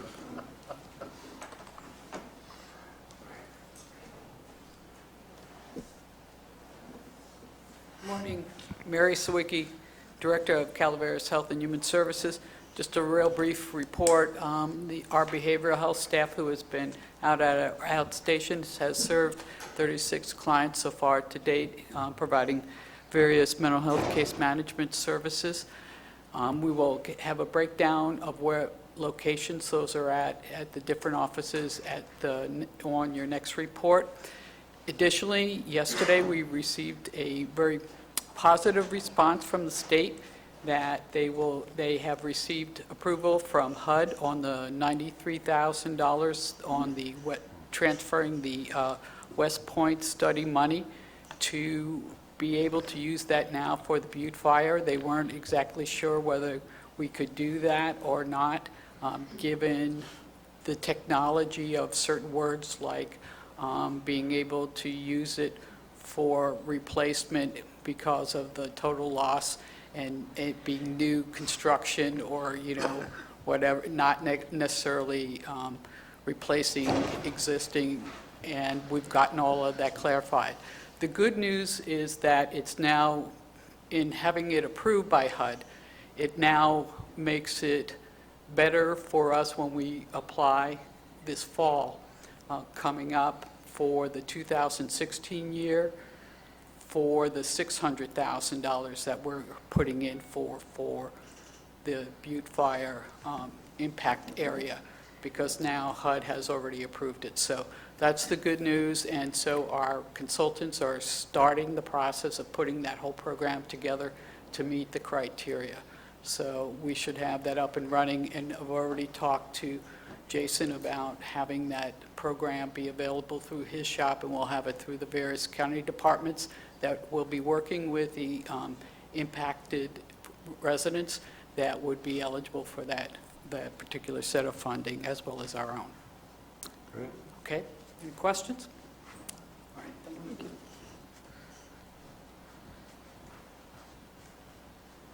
Stan Moore, County Information Technology. We have talked a little bit to the board in the past on emergency notification. I'm pleased to announce that we do have a signed agreement with the company now. And over the next several weeks, we will be reaching out to the public, letting them know more about the system and what it will do and what they can do to take advantage of systems capabilities. We will be able to leverage telephone numbers from telephone companies for the landlines. And by the way, we are hearing from AT&T that they are moving along quite well on getting homes in the Bern area reestablished with their landlines. So we'll use that, and then as we have spoken in the past, there will be other capabilities to use mobile phone, to be using texting, to be using email. I did have an interesting phone call following presentation of the board last time from a gentleman in Arnold who was asking about other ways that we would be able to keep in contact with the public. What we're doing with this system is a piece of what we will be developing as a wider-based strategy for getting the word out that will look at the ability to do more leveraged work with television stations, with radio stations. This piece does not take that on, but we will be greatly improving our ability. This is both for natural disasters and day-to-day public safety issues that may come up that are for a much smaller targeted area. So we're excited about it. You'll be getting more information about this along with the public with outreach programs in terms of what they can do to sign up for the services for no charge. Any questions? Right, that actually was a topic of discussion at town hall meeting held Saturday up in District 3. Okay. Very excited about that. That's good news. job. Very good. Thank you. Thank you. Okay, Charlie.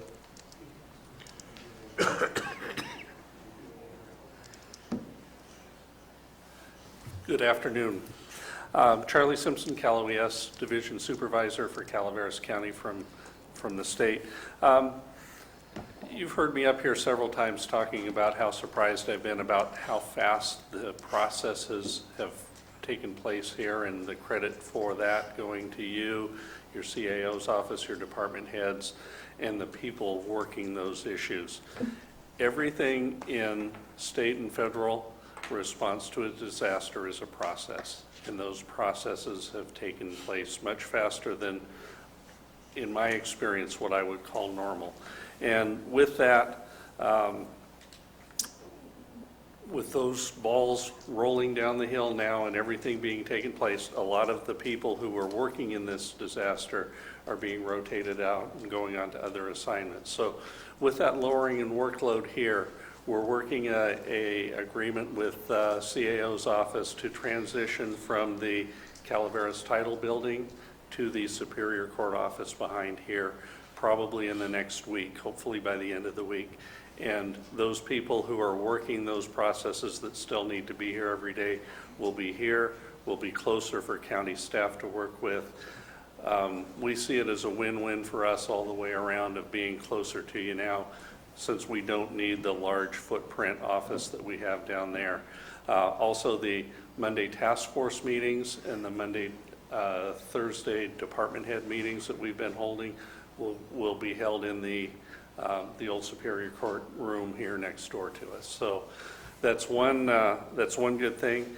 The other thing is, at your meeting last month, you made a determination that no FEMA mobile housing unit would go into a moderate or high risk area based on the debris flow modeling. And the county swung into action, has obtained for services of a firm to determine that risk level. And I'm proud to announce that they are projected to finish those assessments this afternoon and have the reports in the next day or two. So all of that is moving forward. The good thing is that, at least at this point, 7 of those that were assessed last week that were mapped in the high to moderate zone, actually when you go out and look on the ground and look at the terrain and the topography and everything, are actually a low risk. So those people are going to be able to have their temporary home where they wanted it. Those that if there's still any that still are in moderate or high after the assessments are done, they will be offered commercial space to put their housing units in, but they still will be offered a housing unit. So with that, moving very quickly,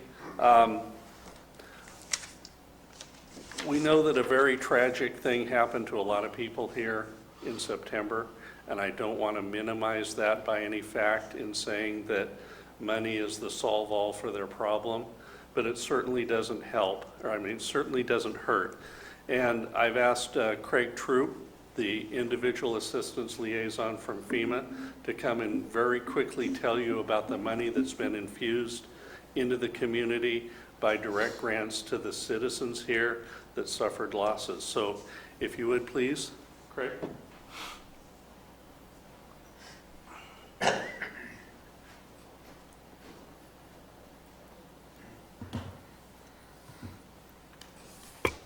Hello. Under the individual and household program, we've had 1,146 referrals for the county of Calaveras. And out of that program, we have gotten a total of I'm not good with numbers. 4,963,179 $179.94 in total funds have been awarded out to individuals. And the breakdown goes is that 3.9 million plus has gone for home repair. Some of that went to a max grant. 452,000 plus went for rental assistance, and 984,000 plus has gone for other needs. In other words, for essential personal property, medical, if they did not have insurance, funeral expenses and transportation. All that comes out of that $3,209, not $32,900. I'll get my tongue straightened out here in a minute. Sorry. First time up here, I understand. Yeah, I've stood in front of people before, I guarantee you that. But on top of that, the state has also granted 59 state assistance grant awards for $590,000. So that's the breakdown. That's right the extra now. 10,000? Pardon? That's the extra 10,000. 59,000. Sir, I appreciate that report. Would you be able to email me that? 590,000. Yeah, I got a couple of hard copies here as well. Yeah, that'd be great if I could have a copy. You bet. So that's $4.9 million. Well, maybe you could just email the report. That wasn't in this county before the disaster. So, like I said, money doesn't solve everything, but it certainly can help.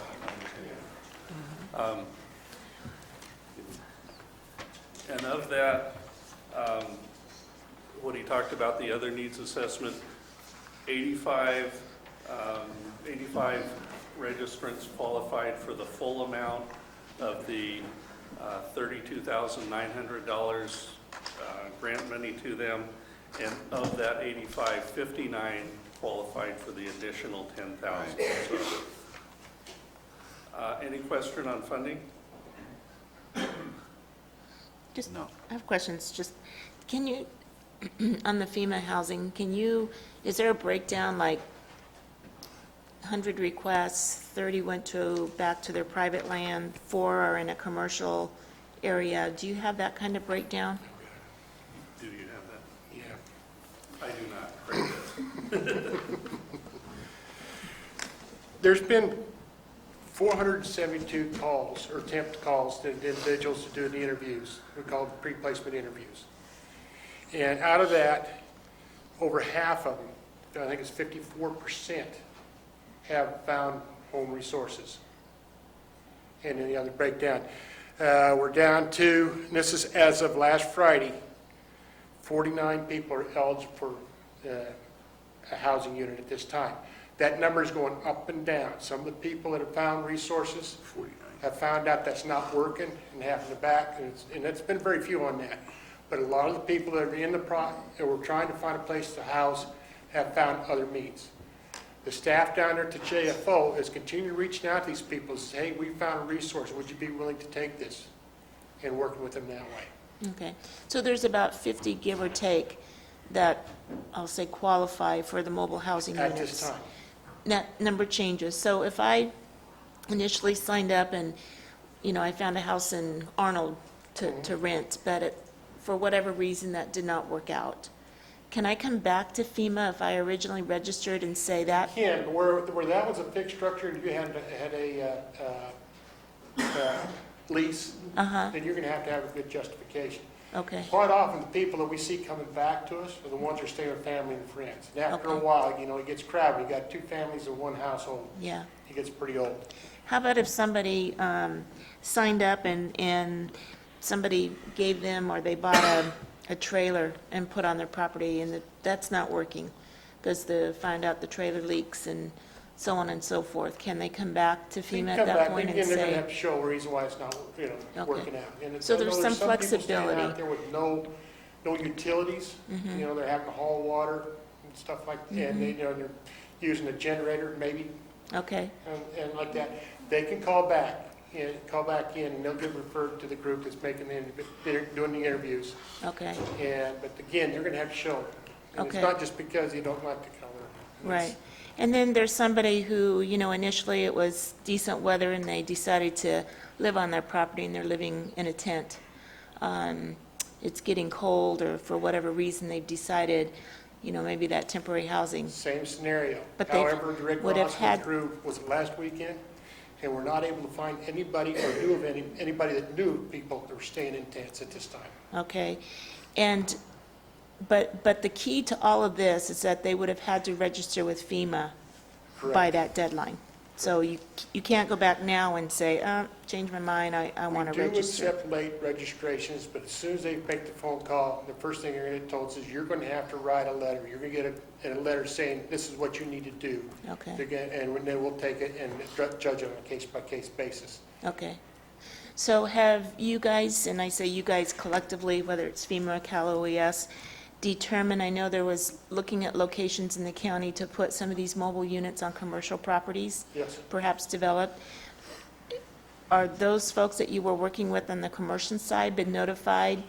Yes, we're going to. working with them on a daily basis. Okay, so there's no real, yes, it's a done deal, that's it, and we've moved on? Right now, The 2 down the hill. Yes. Yep.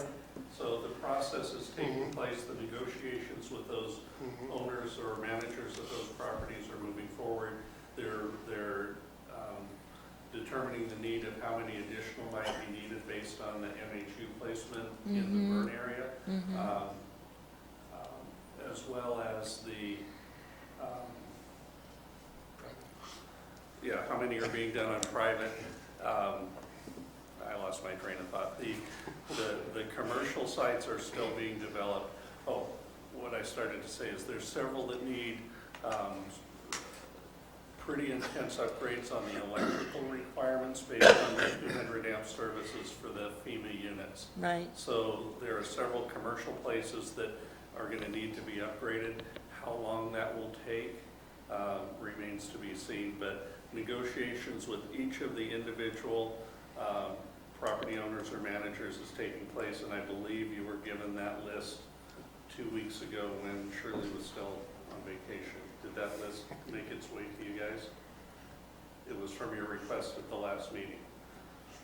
Didn't see a list. We'll I get the didn't see a list, Okay. We'll resend them the list. yeah. Okay. I know they're working, they're processing the paperwork for Bighorn in Angels Camp. And they got the water containment restrictions waived on, I think it's Hillside. And we're in the process of negotiating with them right now too as well. Okay, okay. So- I just, it's just good to hear because, this county thrives on scuttlebutt. And noticed. so does Facebook. So I just want to be able to hear from you, like, if we're working with about 50 people, I hear folks living in tents, I hear all of these stories. So, it's good to have this information, and I appreciate it very much, and I look forward to having that list, because it certainly helps me to either refer someone to who has the best information instead of the rumor mill, to be able to, you know, tell the truth, you might say, or factual information.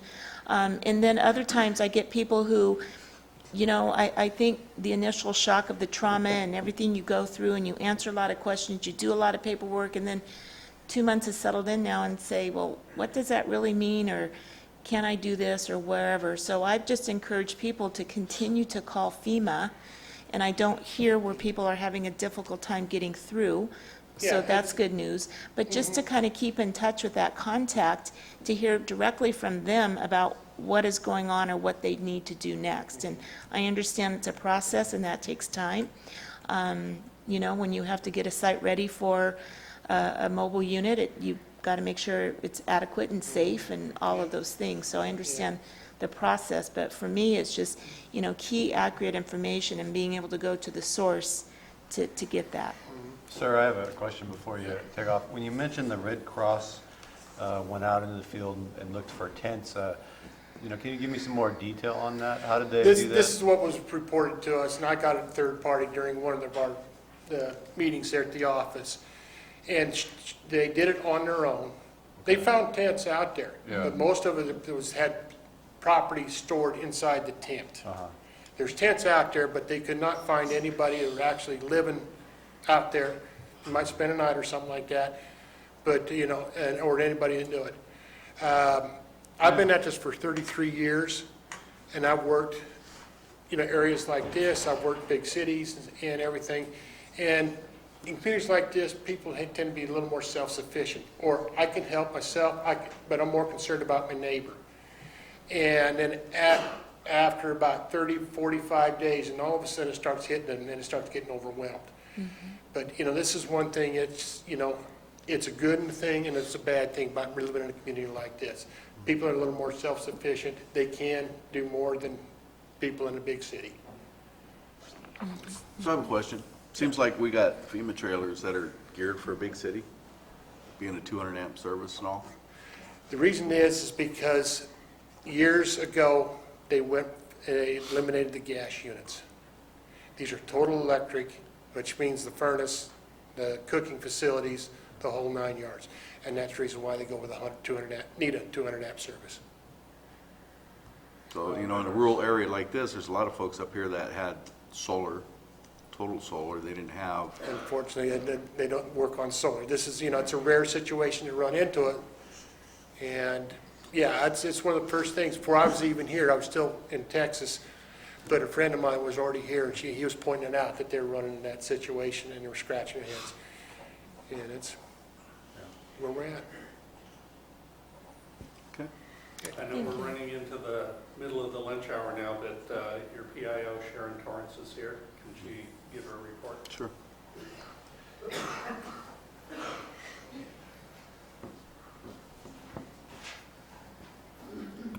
Sharon Torrance, County PIO. We've been reporting out to the public all of what you've just heard from department heads, posting on Facebook, following other people's Facebook pages, trying to respond to that.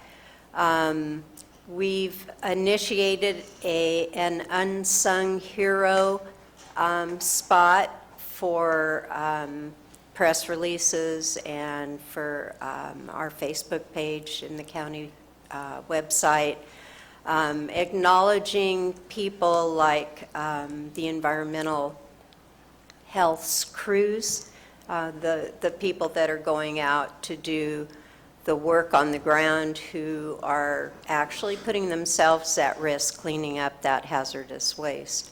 And on the roads with 163 dump trucks. Also Debbie Calcott, who has opened numerous shelters on her own, taken time from doing her own personal things to dropping those and going at the request of the county or of the board to open a shelter. And we're also acknowledging our food bank person This coming week, we're going to recognize the animal shelter for all the hard work they've done, trying to put a more positive spin on what is actually going on in the community. And there are so many good things going on. There's been so much good work done by the county, by the state, by the federal government, and I think at times it's overshadowed by a few things that maybe were overlooked, possibly, and we're also trying to cover those too. Along with that, I think that with the Health and Human Services and the job that they've done, I think that the young people in this community have gone through the same tragedies and stress that the adults have. Many times they don't know how to show it or how to vent it. And so, as I told you the last time I spoke, we've invited the Kings to come up and do a program or a rally for the county, and actually focusing on the young people in the community. They'll be here Saturday. There's a middle school basketball tournament at the high school, and the high school has been kind enough to let us join their event. And at 1 o'clock, there'll be a 3-point contest, and the Kings will be there to help and support, maybe participate. And they're bringing their dancers. I think they're cheerleaders or song girls or whatever. They'll be there. They're also providing lunch prior, and we were limited by numbers. And so we've invited the 25 families that lost homes, including one staff member from the high school. And so we're looking for a good turnout, hoping that the board will join us. If you haven't, let me know if you would. I'd appreciate that for our final numbers. Any questions? You got me down, right? Pardon? I have you down. I do. No questions. Thank you. No, I do have one. At the last time a storm rolled in, I got a frantic message to get a note sent out on Nixle, which I'm not 100% familiar with, but they wanted to use the sheriff's communication ability to go out on Nixle. And I think the sheriff was a little reluctant to do that. Is there a way that we can get a Nixle communication capability set up so that if something like that happens, I can funnel it to you? Or I think either Shirley or Brian would be the ones to make that happen. We've been working with the sheriff's office on weather or adverse weather. We've put out a lot of information on what people should do. As far as an immediate, a Nixle alert, We would have to do some further research on that, Supervisor Kearney, simply because I don't believe, if you're asking, can, like, the administration put out alerts on Nixle if the sheriff is unwilling to, I don't know what the parameters are for Nixle, and whether they only work with or do it through law enforcement or fire agencies or whatever, but we can check into that. yeah, I'd appreciate it, because frankly, I don't know what the parameters are either. There It's one are- of the many things that we hear about on a regular basis. there are, and I'm sure, I know that we've all seen the flags that they put at the bottom of your television screen when there's Sure. weather coming. And I know we've had a meeting with the National Weather Service, and they will do that. I think And there's as, supposed to be, excuse me, I didn't mean to cut you off. That's okay. There's supposed to be a pretty sizable storm coming in this week, and So there is a sense of urgency about it. I don't even know if they're going to ask again, but what they really had concerns about were the warming centers or shelters that people could go to, and even on the EII report, they're not being used very much right now. So The shelters? Yeah, that almost is next to true. nothing. In fact, the only person that used it wasn't a Butte Fire Correct. survivor. And they're on the Mountain Ranch, they have a community group that is going to have a shelter, I think Friday and Saturday. They were looking for a Nixle notification. Yeah. Yeah, So and they that's had one, they got one last time. How'd they get that? I twisted the sheriff's arm. So you got the sheriff to do that for you? Yeah, but he was reluctant to do it, and I just asked him if he could do it this time, and we can figure something out going forward. Yeah, and I think that if the storm is as significant as they're saying, that there'll be lots of information from the National Weather Service, and the sheriff will ultimately participate, I would think. I don't know. I can't answer for them. Are you coordinating with, or will you be announcing those even if they're private or a community, not a government-driven shelter being opened? Actually, they did a really good job of announcing it both on social media, through the pinetree.net, through the enterprise. So the group that was putting it on really was getting the word out there. My understanding, they were even going out into the community to try and tell individuals and people that it was going on. Yeah, I heard that. Will you be attending the meeting on Wednesday, I believe it is, with Health and Human Services and the community to talk about the shelter? I will, yes. Okay, great.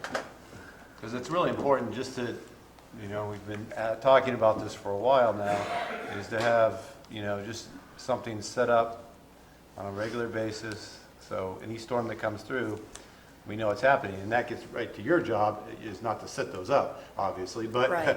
but to make promote, sure yes. that then we promote them, so we can really be assured that we are reaching the people. It doesn't look like there's a huge need, really, based on everything we've seen.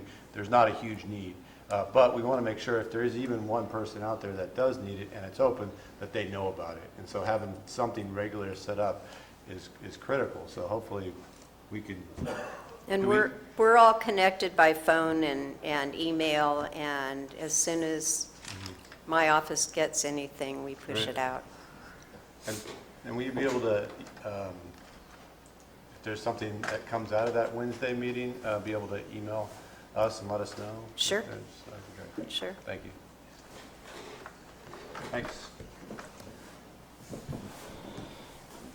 And just one more piece of information for the board. I received a phone call from RCRC, and she was gone last week. I think I mentioned it at the last board meeting. She called yesterday when I was in a meeting, and by the time I got out of the meeting, it was after 5 o'clock, but I was also sent an email about the possibility of a $150,000 grant from RCRC to help with housing and sheltering needs. So after the board meeting today, I will try and touch base with Patricia and go over the information that she provided me. Great. I just wanted to add something. Our public information officer mentioned our unsung heroes, and I heard of something that I don't know too many people know of. It hasn't been mentioned, but as I understand, after working all day long, doing what they do in this recovery effort, PG&E workers then went back to the McQuellamy Hills School and built raised beds that had been damaged and planted flowers so the children would see something beautiful when they came back. I thought that was great. Thank you. Thank you. Just for clarification, the group that you're talking about up there in Mountain Ranch is the Mountain Ranch Community Relief Effort. That's the name of the group. Okay, thank you. We're open to suggestions for our unsung heroes from anyone. So if you'll just email us or call us, and we will definitely put it in the works. Well, there certainly was a bunch of churches that responded immediately. Immediately. Just some quick statistics. Kevin Wright from the Act Department. It'll only be a minute. Of the 72,000 acres, this is just so you guys know, I think maybe you already do, but I just want to make sure. Of this 72,000 acres that were burned, 12,000 acres were BLM land. And of that 12,000 acres that were BLM land, 1,000 acres were land that they leased out for cattle grazing. So I wanted you to know that. Total rangeland loss we thought was about 20%, but the BLM land was only 1,000 acres of their 12,000 acres. The timber production was about 4,000 acres were burned, and the figure that's been floating out there is 20 million board feet. That represents standing timber that could have been used for lumber harvest in the future, whenever the market was good for those people. But now, of course, it won't be anything more than salvage logs if that gets accomplished. Let's see, what else? Finally, I was glad to hear that the road department was able to secure NRCS a couple of emergency loans for 2 sites. And I hope that takes place because the rains will be coming and I have 10 days to complete that thing. I'd like to see that get done.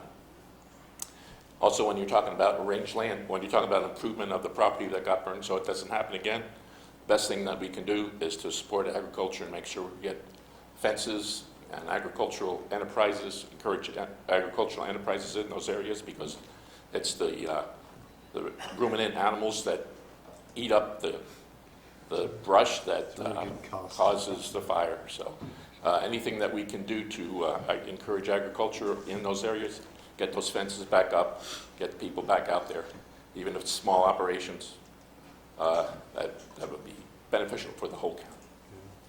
That's all I'd say. Thank you. I have a question for you. We were reading on one of these contracts earlier, and I understand there's a pretty lively discussion at the Planning Commission about a burned property and the sheep that might come back on it. Do you have a feel for how long some of these scorched properties will be before they're actually grazable again? The forest property, the BLM will probably keep people off for a year and then they'll let them back in. So a whole season? Yeah, but the way the weather is going now for the normal person, there's grass already starting to come back, so there will be so by some light. Spring, we should have pretty healthy. We should have some cover. Yeah, if you have properties that, I mean, you've probably seen them driving around. You know that like the old Robinson's Ranch out there. I mean, the grass is repopulating. It's been warm and somewhat moist so far this winter, and so it's a good thing. Thank you. Of course, if we encourage cattle, we'll have the greenhouse gas people on us. It seems like you can never do anything right. I was a little upset to hear our public information officer mention putting positive spins on things. I think the public wants to hear things as they are. I think there's absolutely nothing wrong in promoting community activities and bringing the Kings up here and doing a whole lot of good for the community. But I did not appreciate hearing about putting a positive spin on something which implies that otherwise it would not be a positive, and it's turned into a positive. I didn't appreciate that. And then back when the building department head was talking about consulting with and discussing with CAL FIRE and other interested parties about how to manage the rebuilding of the area. I think it's important that if you're going to, that tends to lead to changes in perhaps building codes and what can be built and where it can be built and how it can be built, and in general the use of people's land. And I realize there are some positive things there, but with all of that usually comes that you're not going to build it for less money. You're going to build it for more. And the area that got devastated was not a particularly wealthy area now, nor is the county particularly wealthy to have to take input from other urban areas within California, the state of California, to be told how we should be doing it in a rural area where people are poor. I would also say that the rebuilding of a house is a lengthy thing, and the last thing I would want to happen is that a whole bunch of new regulations come out and it turn out that it's going to be a lot more expensive, or that taxes are going to have to go up in that area and across the county, because Arnold is heavily treed too. Right. So I would like to hear ramifications of those discussions sooner rather than later. Thank you. Thank you. Yeah. It's good points, Rosemary. Thank you.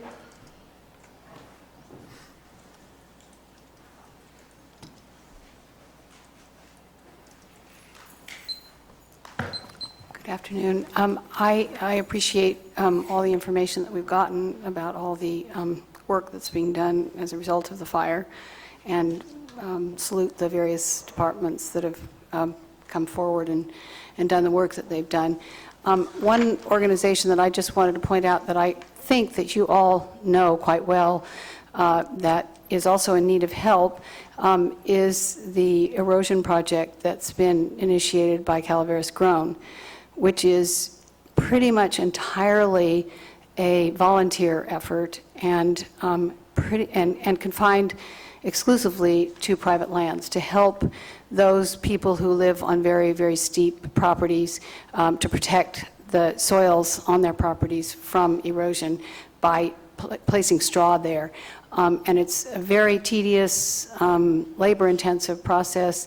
The project has just recently gotten a straw blower, so they can stick those little flakes in there and get the stuff, shot out much, much more efficiently. I actually went to both Public Works and to Environmental Health early on when I got a little involved with them, hoping that we could get money, to help purchase the straw and all the other supplies that are needed. There's a lot of building contour structures to also help prevent, the movement of those flows if the debris starts moving. And they explained to me that they don't really have funds and that Calaveras doesn't have any funds.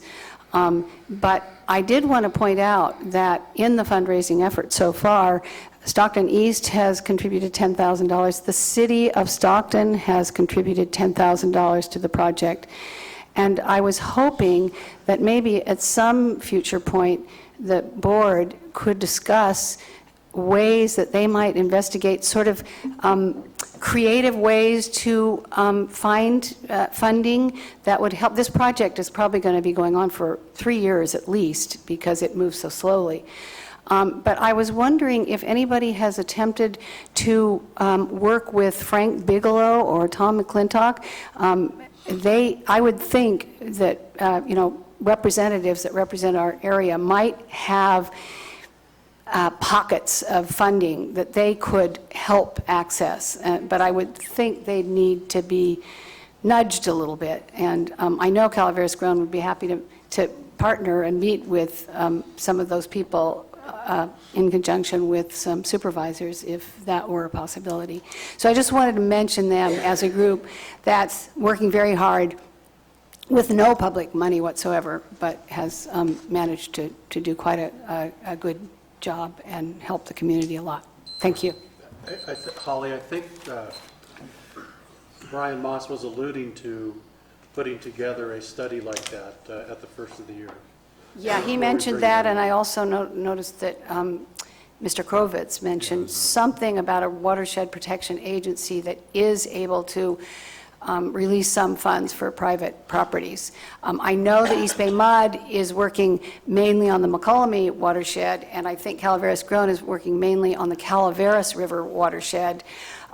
So it does help the public and downstream users and everybody else, if this can be done. So maybe they'll find a way to get some of that money from the watershed, I can't remember, watershed recovery group to also assist with the Calaveras side. So thank you. Thanks, Holly. Yes, Kevin Wright again. I was negligent not to mention Calaveras Grown, but one thing that they do need kind of right away, and if there was any possible way they could get it, was an old pickup truck so that they could deliver some of this hay to the areas. And I thought, well, there might be something in our surplus in the county that they would be able to utilize somehow. And that would be very helpful to them if we could get them something like that. That's a good idea. Just a suggestion. Thank you. Can we do that? Or is that against the law? Do we have a truck? I know we have trucks out there. I've walked past them. We can look into it, and we can bring back in surplus trucks have been given to nonprofits or to other agencies in the past, so we can look at that. That'd be great. Thank you. Any other public comments? I know I'm always speaking, but I just want to say that Volcano Telephone Company gave us in Railroad Flat. They just handed over the keys and 2 trucks that they have, they're like old U-Haul trailer type trucks, no questions asked. And we're using those, to store stuff and then take it to all the local events like the Thanksgiving and Christmas dinners so that stuff can be distributed. So it has been done by them, so maybe you guys can find a way. All right. Thank you. Any other public comments? Board comments? No? No? Let's see.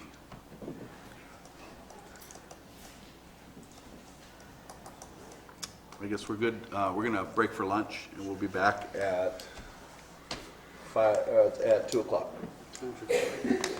Oh, right.